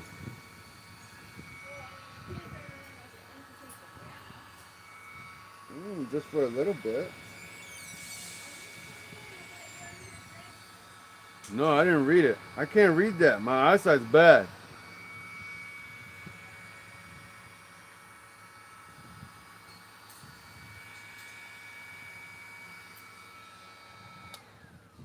Let me get my temperature gauge, see what we're reading. Look, you can watch it moving.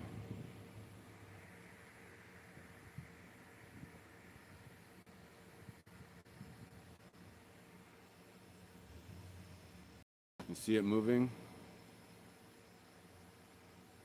can see it spinning as the temperature's going up. So the needle is actually right here.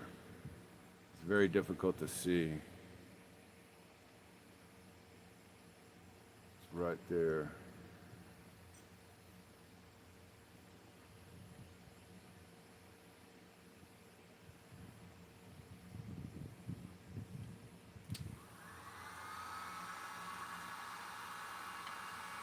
I'm gonna move this thing for now.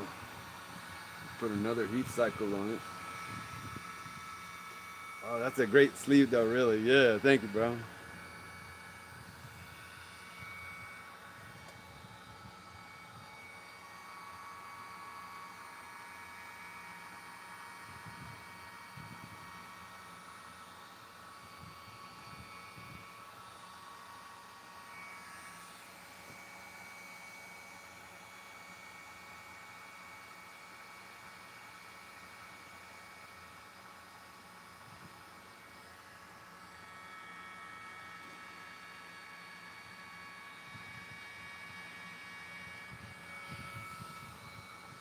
You know it gets hot when you start seeing the oil bubbling up, and it hadn't done that yet.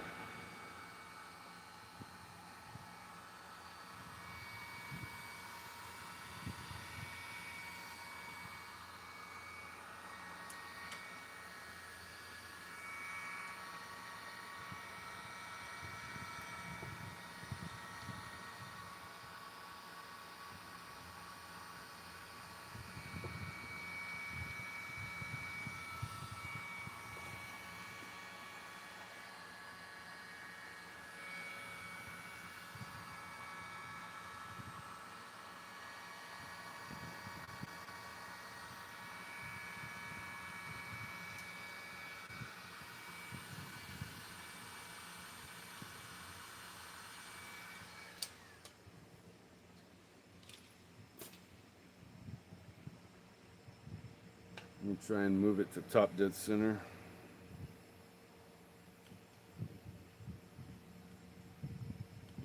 Oh, still push the sleeve out.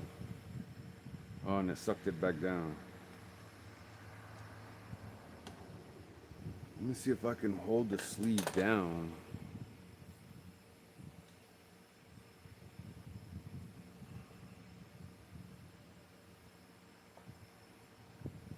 Man, that's way too much mechanical pinch, dude.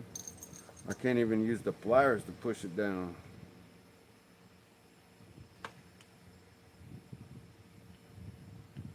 Yeah, EB Mods needs to take it easy on the mechanical pinch.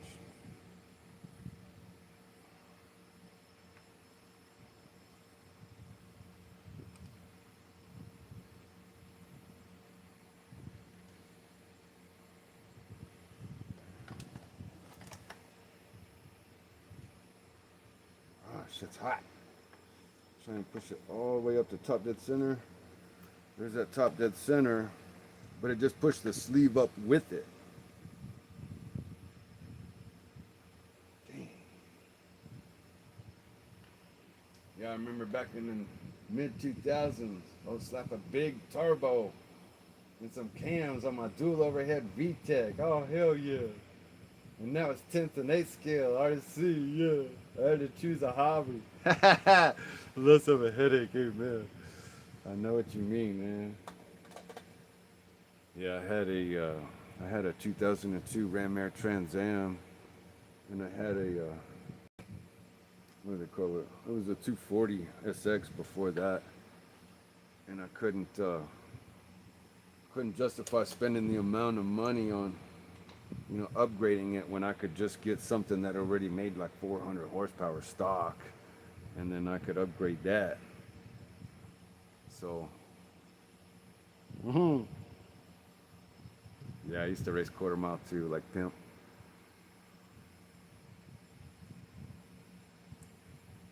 Not anymore.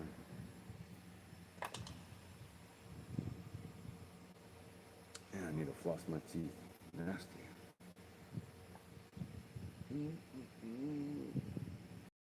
One more time. What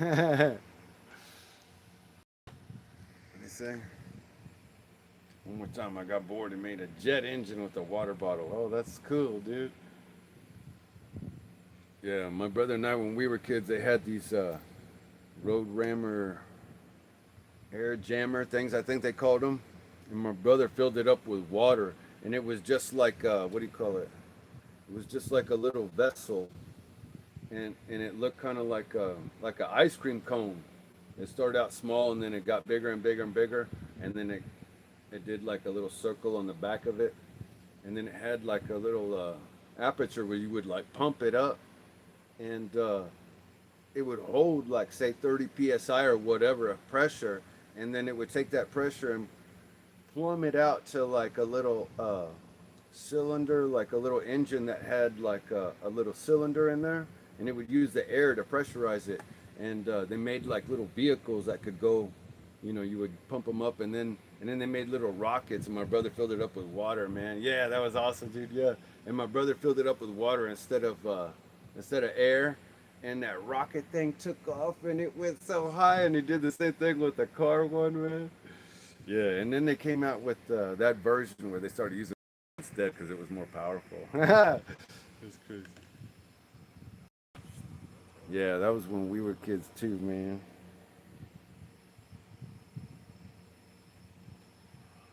I wish I could hold this down somehow and then push this thing up.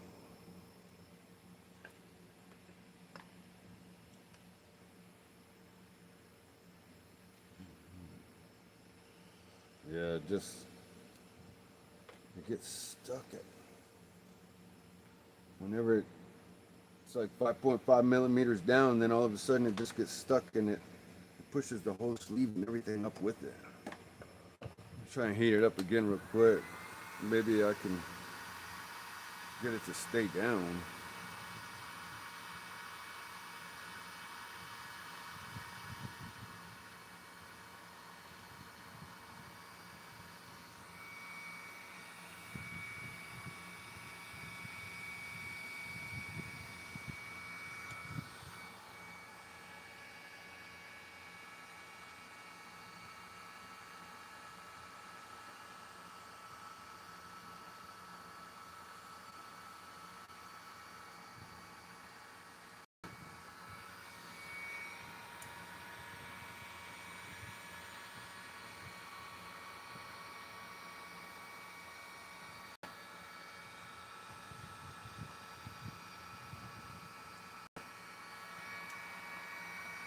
Just trying to get it hot enough so I can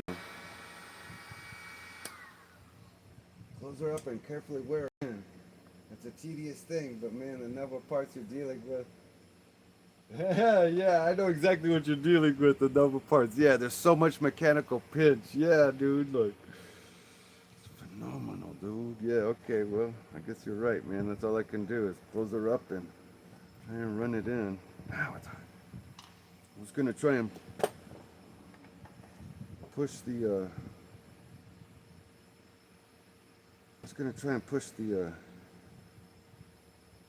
the piston all the way up while it's still hot. Oh hell no. As soon as I try and push it, the whole sleeve, I mean the head butt and everything goes up.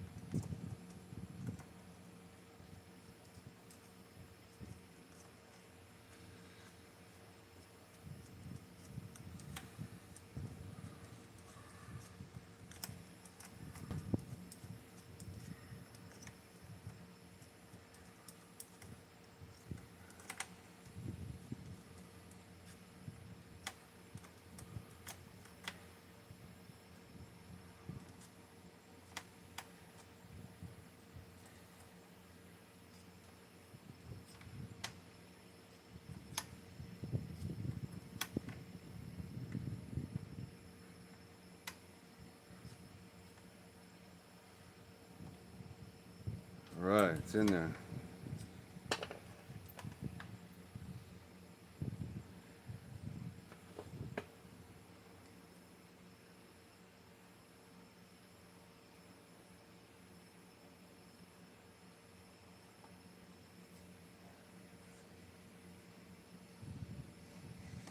Yeah, I think I'm just gonna leave it there, stuck at top dead center, and wait for it to cool. You know what I mean? Heat it up again.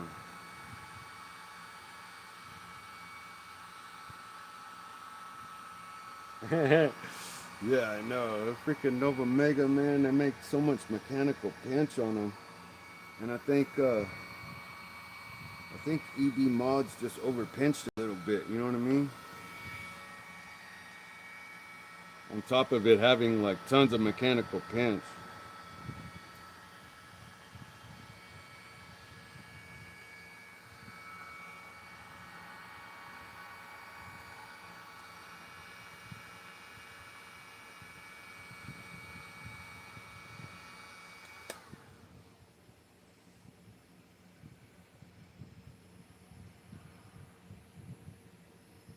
More heat's the only way, yeah, right?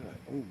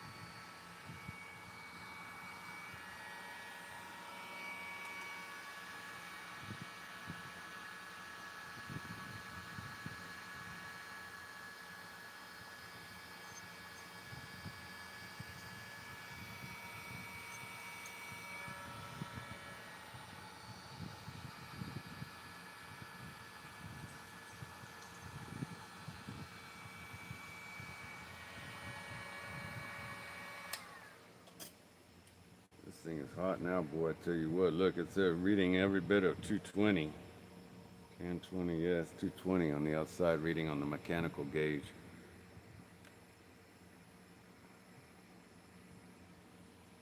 Oh yeah, see you, Bubba. Good to see you here, man. Appreciate you hanging out with us.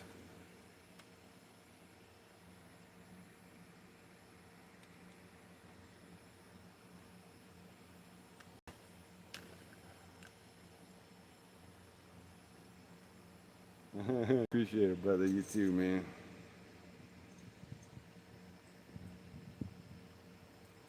Oh my God, that shit's hot.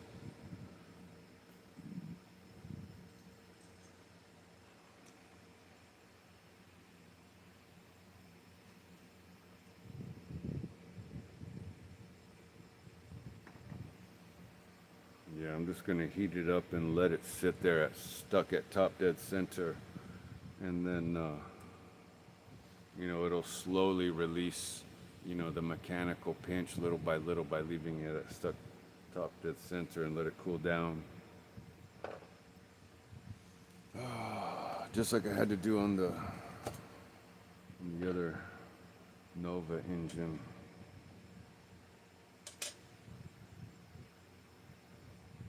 But I think it's gonna be okay. And then, so we'll try again tomorrow. I'm thinking, I'll just let this cool down tonight. You know what I'm saying? I'll let it cool down. It's stuck at top dead center. Then I'll heat it back up. Pull it down off of top dead center. And then tomorrow we'll try and get it fired up again. You know what I'm saying?